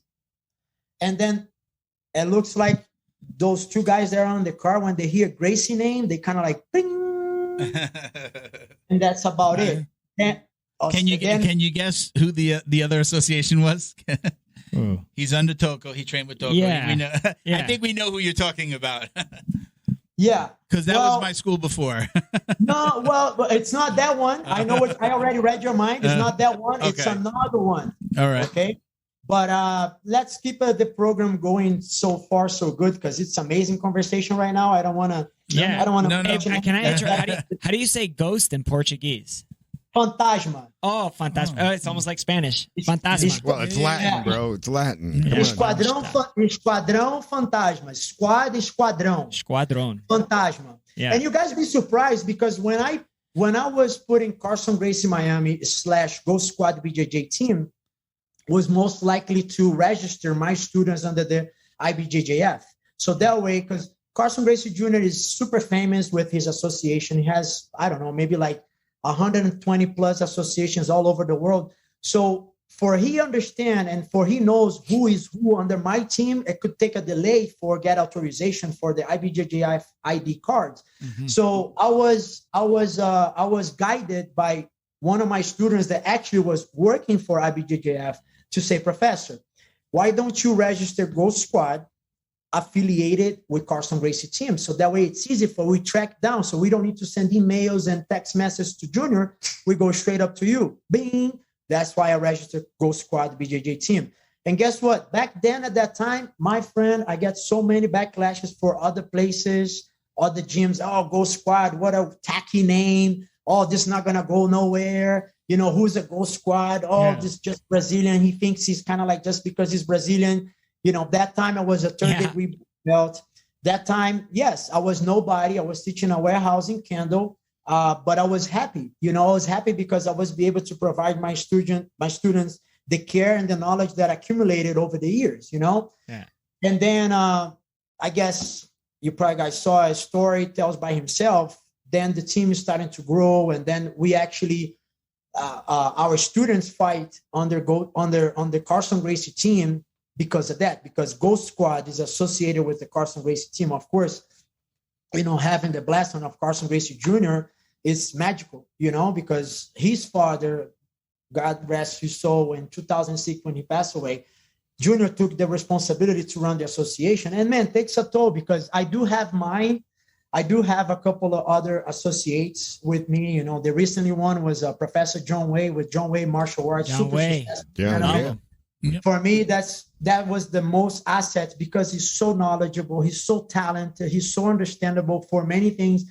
Very successful. Gym very owner, nice. 5'1", very nice guy. So for me, it's not me that giving something for him. No, he actually gave me something that just added knowledge and understanding, right? So, and be able to organize like association and to make sure everything run properly and correctly, it takes time because everybody, like we talked about 27 minutes ago, everybody has their own mentality. Everybody wants to do certain really things. specific. I want to do this. I want to do that way. I want to do this way. Yeah. That's fine. Hey, listen, if you don't comply with what we have here, you totally good to free on your own. But that's what I don't want. I used to have a student that used to drive to my gym and man, you know how many gyms I passed by to your gym, you know, the traffic, you know, and then I said, dude, if you complain too much to go to my gym, if you have like 3, 4, 5 gyms to come to my gym, why you come here to complain? Just stop in the first gym 5 minutes away from your house and you're going to be happy. You know what I mean? Yeah. So I'm on that point. I am on that point. I want to facilitate people's life, especially if you live in the good terms, you know. Mm-hmm. I want to facilitate as much as you can. I want you happy because if you're happy, I'm happy. But the Ghost Squad came with that idea, you know, a little logo that Ricardo Ribas created in 1993 and then upgrade through the years. Today, I'm probably going to have to put like white gear on the Ghost because it's getting old. Not flying too high anymore. Ghosts are already old. What are you talking about? Yeah, Ghost is already eternal. Old. Yeah. But I'm just happy, man, because I kind of like banded a lot of people that doubt themselves when I put the name. I kind of like banded a lot of people when they could not understand me. Oh, I'm not going to. And it's funny because a lot of people that not believe on me, they end up migrate to the team, you know, and they end up defending the team for many years ahead. You know what I'm saying? It winds up becoming about the jiu-jitsu. It's not about the name or the logo. It's not about the name. It's about the jiu-jitsu and the community that's created in the gym. I think the first thing in a gym, the first thing in a jiu-jitsu school is the atmosphere, right? You can have an atmosphere to attract knuckleheads. You can have an atmosphere to attract good people because I believe likes attracts likes, right? So if I like certain things and that guy likes too, we're going to be attracted. But if he tends to go for another route, that's okay for him. Yeah. You know, I wish him the best. I don't want to him feel that, I have any grudges or nothing like that, but I'm going to respect it because that's your opinion. We do have in the history, like many teams that they're a powerhouse and all of a sudden they frackle, they kind of like, they crumble, and then they make another team and they got stronger together as happening. New Wave and the B team right now. Who? Like Gordon Ryan, how he separated from his brother, yeah. and now who expected that? Gordon Ryan, it's kind of like, and his brother, separated. Who expected that? You know what I'm saying? Yeah, now, but they look happy. They look happy, and guys, they look great. At the end of the day, you guys want to go home, put your head on the pillow, and say, "Man, I have a hell of a day today." You know what I mean? I'm happy. I'm doing what I love. I don't bother nobody else. Nobody bothers me. And then if they bother you, just change your route. It's kind of like a river, right? You see the river? Yeah. The river goes straight. When I see the rock, what they do? They go around. And they keep going on the course, man. There's no problem with that. That's how I live my life. Me too, bro. Trust me. Me too. F that rock, bro. I'm going around.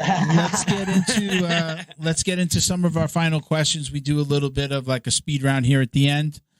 Thank you to DD214 Fightwear, gear for patriotic rollers. Visit their website, DD214BJJ.com, and get 15% off your online order with code JJD. And check them out on Instagram at DD214_Fightwear. Thank you to Feito IT and AV, specializing in commercial and residential automation, security cameras, CCTV, POS, and more. Check them out at feitoitav.com or call 305-428-2515 and let them know the dummy sent you. Thank you to Neutral Zone CBD, a combat family-owned company that supports athletes and the people who love them. Neutral Zone strives to deliver clean CBD products for sports recovery in gummies, lotions, balms, roll-ons, and more. After a competition, a hard rolling session, or a tough day on the job, Neutral Zone has a product designed to help you reduce inflammation, increase cell rejuvenation, and may even help with aging joints. Visit NeutralZoneCBD.com and get 25% off your order with code JJD. And follow them on Instagram too, at MyNeutralZone. Jiu-Jitsu's favorite monthly subscription box has now joined the Jiu Jitsu Dummies Podcast. The BJJ box is delivered to your door filled with premium jiu-jitsu and grappling apparel, equipment, supplements, supplies, snacks, and more. The crew at the BJJ box find the best in the world of jiu-jitsu and guarantee every box to be worth more than the cost. Each box includes 4 to 7 items you're going to love. Visit thebjjbox.com and use code JJD10 to get $10 off your very first box. And give them a follow on Instagram at TheBJJBox. All of us here at the Jiu Jitsu Dummies would like to thank the entire crew over at Flow and Roll for their tremendous support. They're renowned for their incredible t-shirt designs, and they've got something for everyone. Flow and Roll quickly rose up to become the premier custom apparel provider for academies, big or small, throughout the United States. Shoot them an email about your custom order, flowandroll@gmail.com, and they'll be more than happy to get you hooked up. Check them out on Instagram at flow_n_roll for samples of their gi and no-gi kits. They conveniently offer flexible payment options too. Head over to flowandroll.com for more details, and while you're there, pick up a Jiu Jitsu Dummies signature tee, now exclusively at flowandroll.com. And remember, you'll get 20% off your online purchase of t-shirts, rash guards, or gis with code JJD. So we're going to ask you about 6 or 7 different questions. All right. You can elaborate if you want. But we're going to go down this list real quick. Yeah. Okay. So what is your preference when you're training? Gi or no gi? Gi. Gi. Takedown or pull guard? What's your favorite? Takedown. Okay. Now, we didn't ask earlier. Do you compete? Tell us about your competition experience. Yeah. I was having a pretty steady year before I moved. I be able to achieve second in pans in 2020, I would say, and then I ended up fighting my last one, Miami Open, when we did at the Hilton Hotel, and then I ended up hurting my knee pretty bad. got to a point that I got to see 3 doctors, and they said that I only have one string holding my knee. Surgery is scheduled for the next day. I said, no. So I'm trying to recover from that. I started to train lightly here in Colorado. The altitude helps a lot. Trust me, guys, your lungs become like a fire. You know what I'm saying? But yeah, right now I have to lay low a little bit, the competition aspect. I love compete. I enjoy compete. As a matter of fact, when I go to compete, man, it looks like that's the happiest day of my life, to be honest with you. Because first of all, I'm going to do something that I do every day, right? Hunting, I don't know, because I never hunt. So I could be scared as a cat, right? But competing is something that it makes me feel joy, because I can see my friends. I can put myself like on the line, and I don't have, I mean, to be honest, at this point, man, it's 47 years old, I don't have nothing to prove anymore. I just prove it to my daughter that daddy can do that age. When you reach our son at age that you want to compete, go ahead, do it, baby. Yeah, I'll love to go back again, but I think now is I have to lay low a little bit to take care of business, you know, like make sure the gym run properly, the program is properly. But hopefully I can see you guys in September at the World's Masters. It'll be a lovely, man, to see you guys over there. You know what I mean? Very good. See if I can make it again. I'm gonna almost assume that the answer is going to be no, but let's talk about it. Students and competing. Do you push your students to compete, or is it just kind of whatever their choice? You know, kind of stand back if they ask and they want to do it, they do it, or is it kind of like mandatory, or do you push? Milton, based on my experience, Milton, Miguel, Bo, like you guys are here on the show, and for everybody that's listened to it, like based on my experience, I don't push, I don't demand, and you can ask you can get your phone after the show and send them a message. Hey, does Buiu ever force you, told you, mandatory you to compete? And I can tell you straight up from the bottom of my heart, I never did that.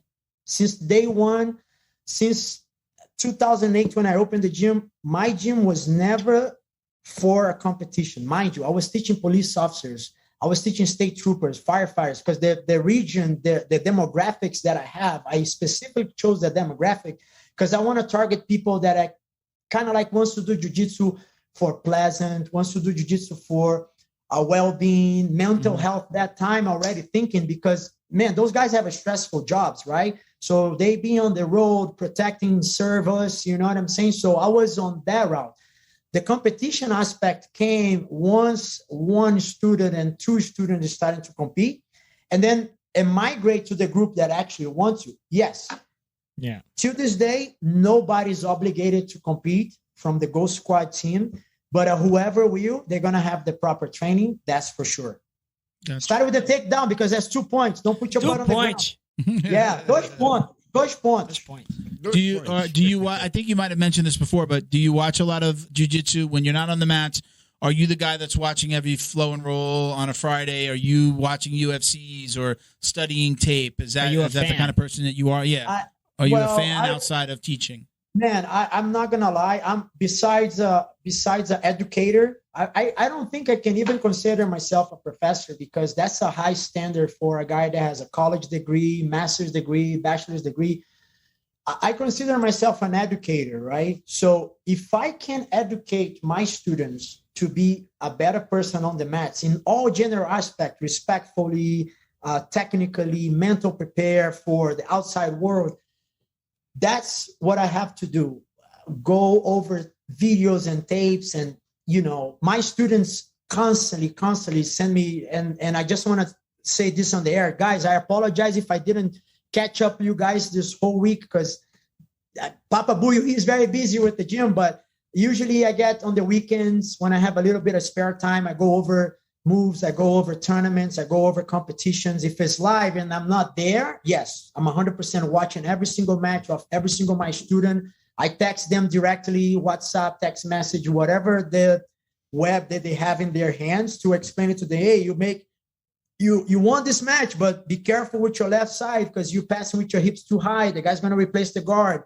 He might be don't thinking about it because he just won, right? But I'm on the other side of the world and watching what is next for the next fight. The guy that he just fought, he lost, but the guy that fought before him is watching his match. So he better be watch out, because he might be going to make that mistake and the guy's going to catch it. Oh, I know he doesn't like takedown. He pull guard. I go straight to the shot. You know what I'm saying? So yes, I do watch videos. I do watch DMs that they send it to me through the other platform. I go over, I explain it to them. Some of them it's kind of like sketchy because they usually send the guys meet 45s. They barely can put the foot like all the way to the head. They kind of like send me the videos, and then it kind of like, can I do this, Professor? I say, try to work in your stretching first, and then you're gonna be able to do like a gummy choke. You know what I mean? Like, yeah, take it easy. You're not a Rotolo brothers yet. You know what I'm saying? Yeah, those guys are flexible. So I had a question and it just flew out of my mind. Sorry, man. I get inside of your brain. I get inside of your brain. No. So what we were saying. He's a ghost. Yeah, I'm sorry. I had like a follow up to something that you had said, and now it escaped me. But you were asking about like, first you were asking about the ghost, then you were asking about the gi, then you were asking about like no. I know where I am question wise, but you had said something, and I was going to expand on that. It escapes me now, but I'll remember. But so you do watch your students. Do you watch the flow grapplings and things like that too? For fun. Yeah, I just don't want to mention the name because I don't know if it's going to interfere a few guys, but no. Yeah, I do watch like if is that okay? I can say the other. Okay. No worries. Because I mean, not the world that we live nowadays. I don't know how everybody we can bleep it out if we don't like it. Yeah. All right, good. All right. We don't. I like that. Just don't flip it out what I said, please. No, we wouldn't. Let me go here. Well, I do watch the fight to wins. I do watch the flow grappling. I even catch myself watching wrestling tournaments, man. Like, cause some of the things like can be very useful, for jiu-jitsu. But my vision of the sport, it is like this, right? If you can start with 2 points and mentally defeat your opponent because now he needs to rush, why are you gonna pull guard? Oh, because I like it. Okay. That's fine. But if the guy is a little quicker than you and touch your leg and you go on the butt on the ground, don't complain about it because then you can get a penalty, right? So, yes, I do watch those things. And always I'm aware that every 6 months IBJJF changing the rules because I want to make sure, give it the fastest updates to my students.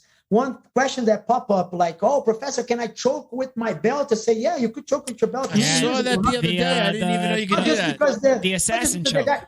Huh? The assassin choke. And yes, you can do it as long as your belt is still attached to you. Yes, as long as your belt's attached. Oh, I didn't know that. You never ask. Yeah. If you ever ask. Now, can you use their belt? No. Can you use use your own belt to choke as long as it's still on? As long as it's attached to your body. Now you understand when the people comes to the belt at the gym, which is like 2 inches. Now you understand why it has to be 8 inches because of that. So you see those guys that buy a very tiny belt so they can be easy for they untangle and they let it loose.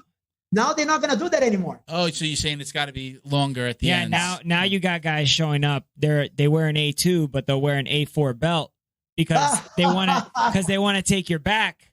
And then they want to do the assassin choke on you. I saw the video the other day. Dude, the buggy choke. So I saw the video the other day for the first time. I saw the first competition footage of somebody choking the assassin choke. Yeah. That's and I was like, you can do that? Yeah. Well, you could never come up.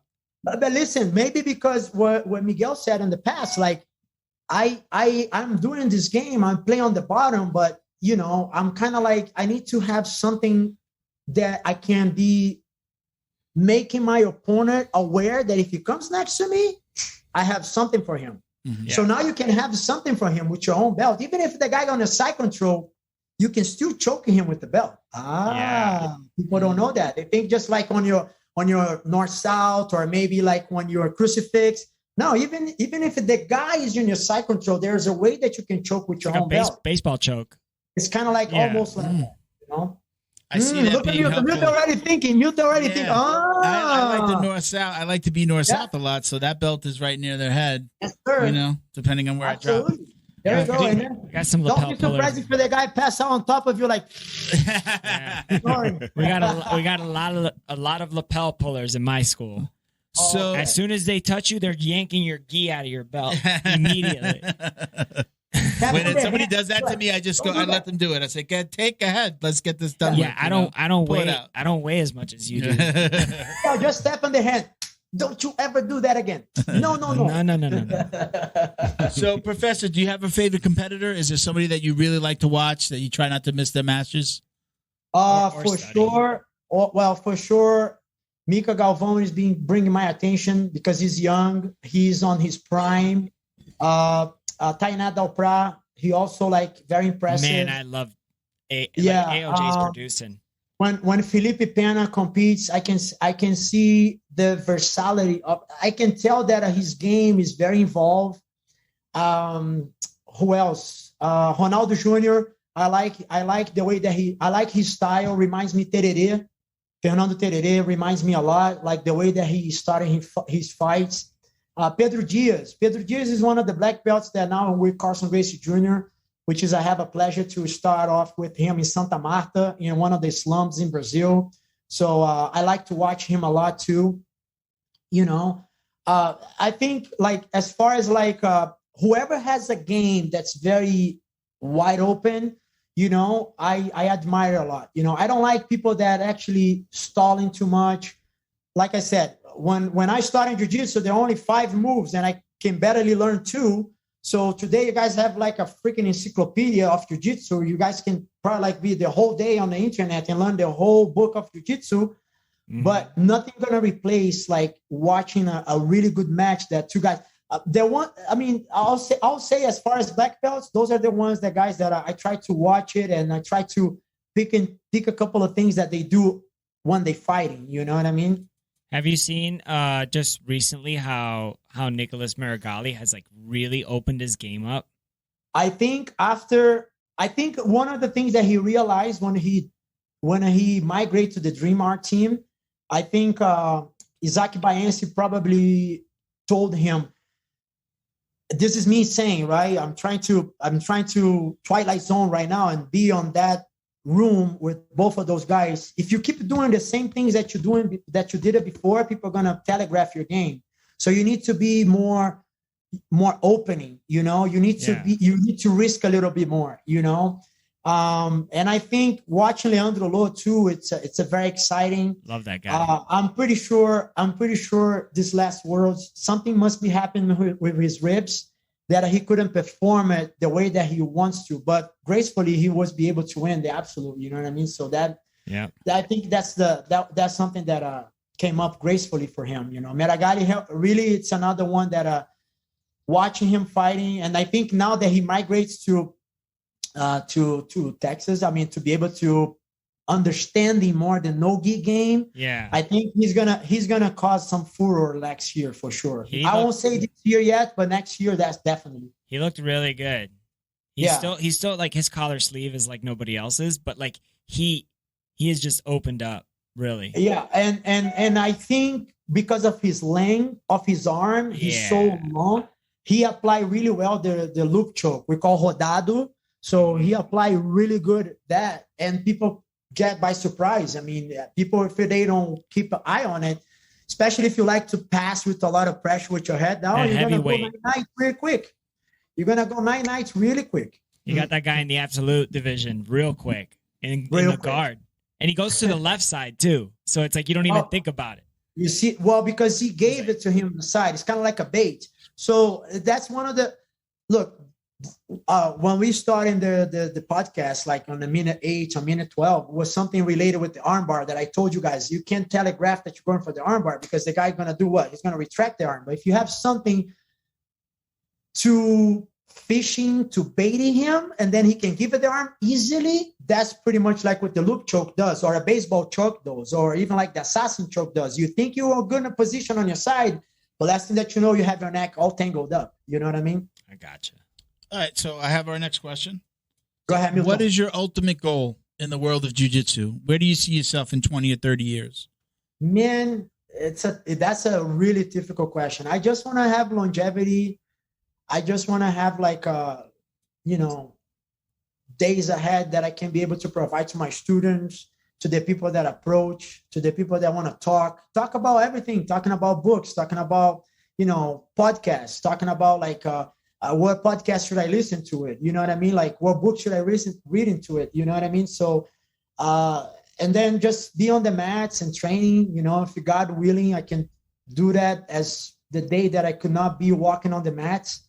That's going to be, I think, one of my saddest day, you know. Well, of course, besides your kids go to college, that's the saddest day ever. You know what I mean?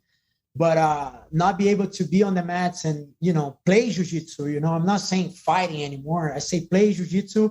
I think that's going to be my goal. You know, if that's how I see myself in the next 10, 15, 20 years, if it's possible. Okay. That's good. Oh, this is last question. This is a very important question. Mm-hmm. I'll let you take a sip. Go ahead. Do you or do you not wash your jiu-jitsu belt? Ooh, what an important question. You know what? Once a week, I do wash it because you know what? I have at least like I don't know. I have probably like eight black belts. So I always have one on a spare, you know, and my mom always take the belt and she wash it. And sometimes she doesn't tell me, but I know when the belt shrink a little bit and then I put that on the side. Yeah. And, is that what happened? I was able to do that choke last week. But you know what? I didn't expect that, but as the age that I'm at, I'm fortunate to have a sponsor that actually send me gifts, and they usually send me an extra belts too. Okay. Nice. That's awesome. Shout those sponsors out. Yeah, so let's give you a minute. Go ahead and say hello to anybody you want to say hello to, or where's that shout list? out any sponsors. Pull that list out, right? Pull that list out. I can't. Well, I'm gonna try to make it short. I cannot think enough. Of course, starting from the top, the Gracie family, because I mean, without them, man, trust me. Listen, I know there's some things happening that in the outside world that people say American Jiu-Jitsu and Brazilian Jiu-Jitsu, you know, like I get that. I understand that. I respected that. But we can dilute the art. We can dilute the technique. We can dilute the authenticity of who brought this sport to the surface of Brazil, coming from Belém do Pará, and migrate to Rio and teaching Brazilian Jiu-Jitsu to 6 brothers and be able to the brothers develop like many fighters, many competitors, you know. We coming from an era that the mats are made by like the stick rice, and the cover of the mats were made by the pants that you guys wearing today. We only have like 3 brands of gis back then.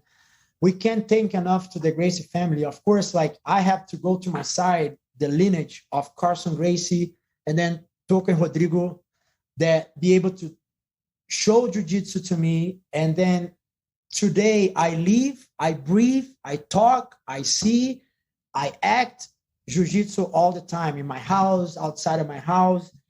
And without that, I won't be able to provide to my family. And most of all, I won't be able to provide to my son. Something that for me, if it was not because of jiu-jitsu, I will say this in the open air right now, I could be literally a drug dealer, because I have many opportunities to go to the wrong side of the life, because the neighborhood that I was living, everything was so easier because it was an upscale neighborhood. And we had people that actually were coming from the favelas selling drugs and things like that. And you get like mesmerized when somebody comes to you and say, hey, I'll give you $300 if you deliver this package through doors down, because I can go down to the slums, because if I go, I get shot. You know what I mean? So I'm thankful for jiu-jitsu. I'm thankful for Token Rodrigo and all the masters, all the professors that gave me an opportunity. I cannot thank enough to Ricardo Liborio, because the time that Ricardo Liborio was at the Pride with Minotauro and Minotauro, he made a vote on his gym, and the students actually picked up on me to be the guide leader of his students in Barra da Tijuca in Brazil. Thank you to Ricardo Liborio for that. Thank you for Rogério Lelo. It's a black belt from Carlson Gracie in Brazil. He teaches in a Carlson Gracie Nova Iguaçu. We are very good friends. He used to come to the gym in the morning when I was a blue belt, didn't know about jiu-jitsu. He used to show me a couple of extra moves. You know, Maneco, it's another Carlson Gracie black belt. You know, Lucinho Claudio, which is open opportunity for, we have jiu-jitsu in their gym. Unfortunately, they don't have the gym anymore in Brazil. But besides them, you know, Marcelo Chupeta, which is like a guy that sponsored me through Toco, because he put me on the team of the clothing line. And nowadays, I'm very grateful to have Atama, which is a very 100% original company from Brazil. send me the gis and uniforms and things like that. I'm very grateful for them. And I cannot thank enough to my students, man, because without them, there's no Buiu, there's no Ghost Squad, there's no existence of myself whatsoever on the surface of this planet. So thank you to every single one. I'll be 3 podcasts here, probably naming every single one. But I really want to say thank you to my main guy right now, my CEO right now, Jose Pita, my black belt that he's running. He's a black belt first degree. He's running my gym in Miami when I'm here in Colorado in this endeavor. So shout out to him. Thank you so much for him to be holding alongside with Jacobo Paçoquinha, which is my brown belt. Paçoquinha is the peanut butter that you buy in a Brazilian store. If you go to the Brazilian store, say, I want a bag of paçoca because Buiu told me to get a paçoca here. It's a peanut butter. Yeah, you can put it in your shakes. It's pretty good. So when he moved it to my gym, it looks like a little paçoca. So that's why I give a nickname. So those 2 guys, man, they hold really good the fort. And then everyone that actually there in the mornings and the afternoons, because without them, this is not going to be possible. This project is not going to be possible. So, and I hopefully to help more people, man, whoever coming across, help him out with jiu-jitsu in a good word. I remember my question, and you said it a bunch of times. Where did your nickname come from? You keep on saying Buiu. Yeah. That's your Instagram handle. Right. That's your nickname. Tell us where that came from. Yeah. And you got to see it. I got to tell this. I used to be a DJ, right? So I'll tell a little about this. So Buiu, I was in the Leblon going to the beach. My dad used to be a doorman in a building, right? So first time I went to the beach, and then I see this tall guy coming across the street, and he pointed at me and he said, "That's Buiu. He looks like Buiu. His face is like Buiu." And I kind of like, what this guy's saying, man? I don't know this guy, kind of like throwing nicknames on me. He has another friend with him. Now I was going to the beach. I surfed. That night when I came home, I tried Buiu. Who's Buiu? So my dad used to watch a show, still nowadays, the show called A Praça Nossa, which is like a kind of like a similarity with the Saturday Night Live show. Okay. It's like a funny show.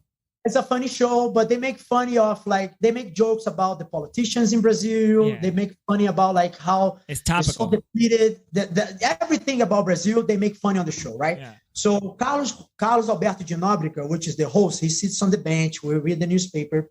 One day he was driving around, and then he saw this kid selling candies at the light.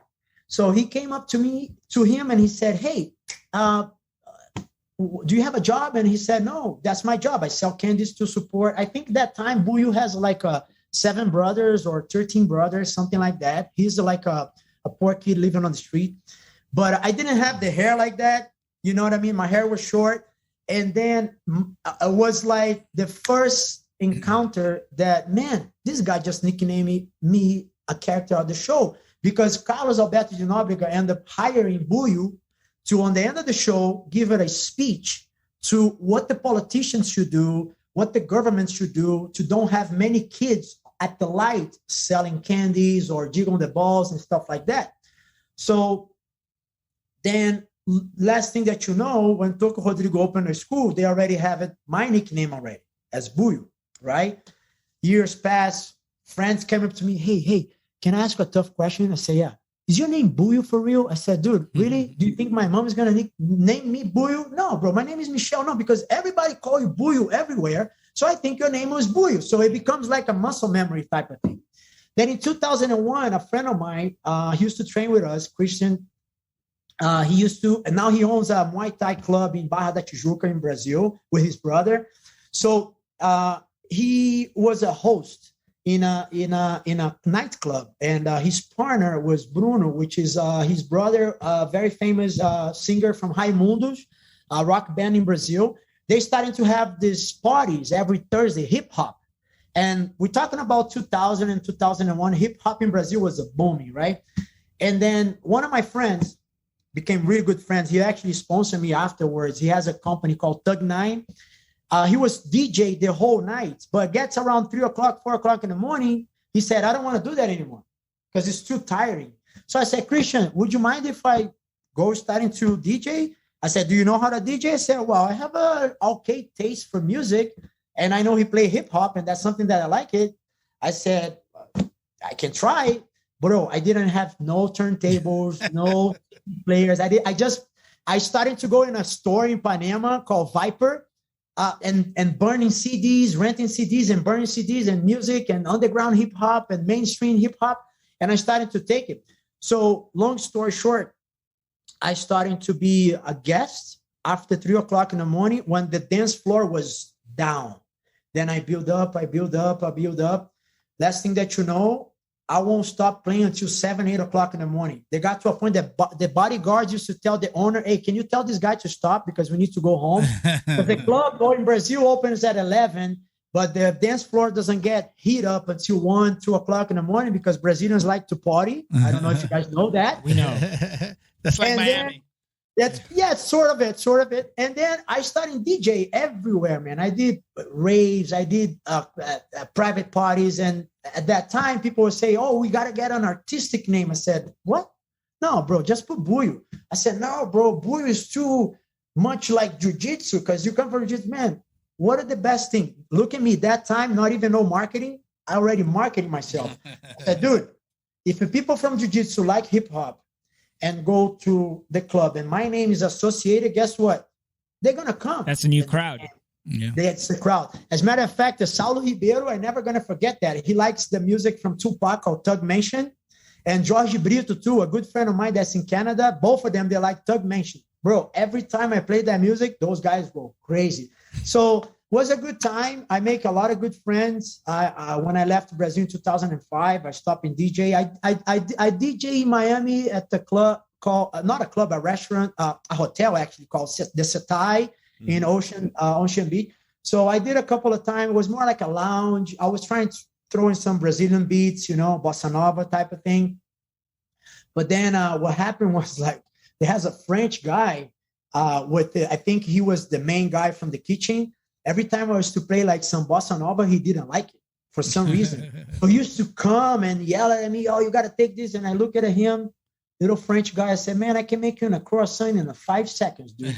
But I'm not. Okay, I'll put the volume down. But then that was about it. Then when I opened the gym, I have to really stop and DJ because it was a big drive for me. And I was teaching morning classes, and to be there, do the dual job over there was a little difficult. Yeah. But now you have it. Now you know. Thank you. Well, DJ Buio. Yeah. DJ Buio, yeah. Well, I'll make a mixtape for you guys when I have it. Do it. I'll take the old school hip hop. Thank you so much. Like I said, stick around. We're gonna take some pictures with you. But thank you so much for coming on. Next time you're back in Miami, let us know. Give us some advance notice. Maybe in a couple of months when you know you're going to be here. Let us know, and we'll have you come in. That's right. Thank you, sir. Get some rolls in. Thank you, everybody. Thank you, everybody. Professor. Thank you to Neutral Zone CBD, a combat family-owned company that supports athletes and the people who love them. Neutral Zone strives to deliver clean CBD products for sports recovery in gummies, lotions, balms, roll-ons, and more. After a competition, a hard rolling session, or a tough day on the job, Neutral Zone has a product designed to help you reduce inflammation, increase cell rejuvenation, and may even help with aging joints. Visit NeutralZoneCBD.com and get 25% off your order with code JJD. And follow them on Instagram too, at MyNeutralZone. Jiu-Jitsu's favorite monthly subscription box has now joined the Jiu Jitsu Dummies Podcast. The BJJ box is delivered to your door filled with premium jiu-jitsu and grappling apparel, equipment, supplements, supplies, snacks, and more. The crew at the BJJ box find the best in the world of jiu-jitsu and guarantee every box to be worth more than the cost. Each box includes 4 to 7 items you're going to love. Visit thebjjbox.com and use code JJD10 to get $10 off your very first box. And give them a follow on Instagram at TheBJJBox. All of us here at the Jiu Jitsu Dummies would like to thank the entire crew over at Flow and Roll for their tremendous support.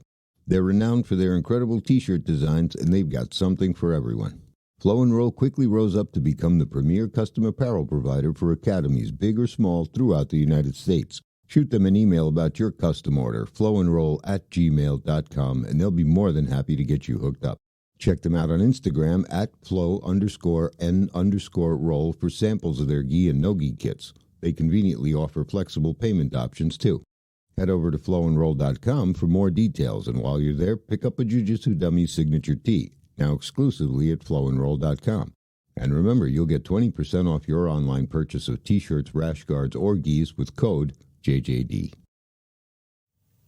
All right, everybody. Very cool.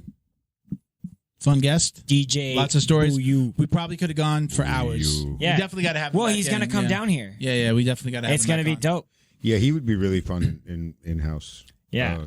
A lot of energy. Man. Great energy on him. Yeah, definitely. Like, he would be a great part of a roundtable. And then considering what he's going through and stuff, he has such a positive vibe considering, all things considered. So we're going to jump right out. Thank you, everybody, for watching and listening. Was that COVID? No, we're gonna jump out. That was a long one, so we're gonna jump out. Oh yeah. Thank you, everybody. I'm at Jiu-Jitsu Dummies and Uncle Milty BJJ on Instagram. Yeah. Did I use the ats? I didn't use the ats. It doesn't matter. Okay. Do what you want. Check out at Jiu-Jitsu Dummies on Instagram for all the ways to watch, listen, and support. Thank you for coming out, Miguel. Thank you very much. Oh yeah, JJD_DJJ69. That's where you can find me. Bo, you want to give me your IG? At BADWERKS. Bad works. All right. Thank you to our sponsors. Thank you to everybody for watching and listening.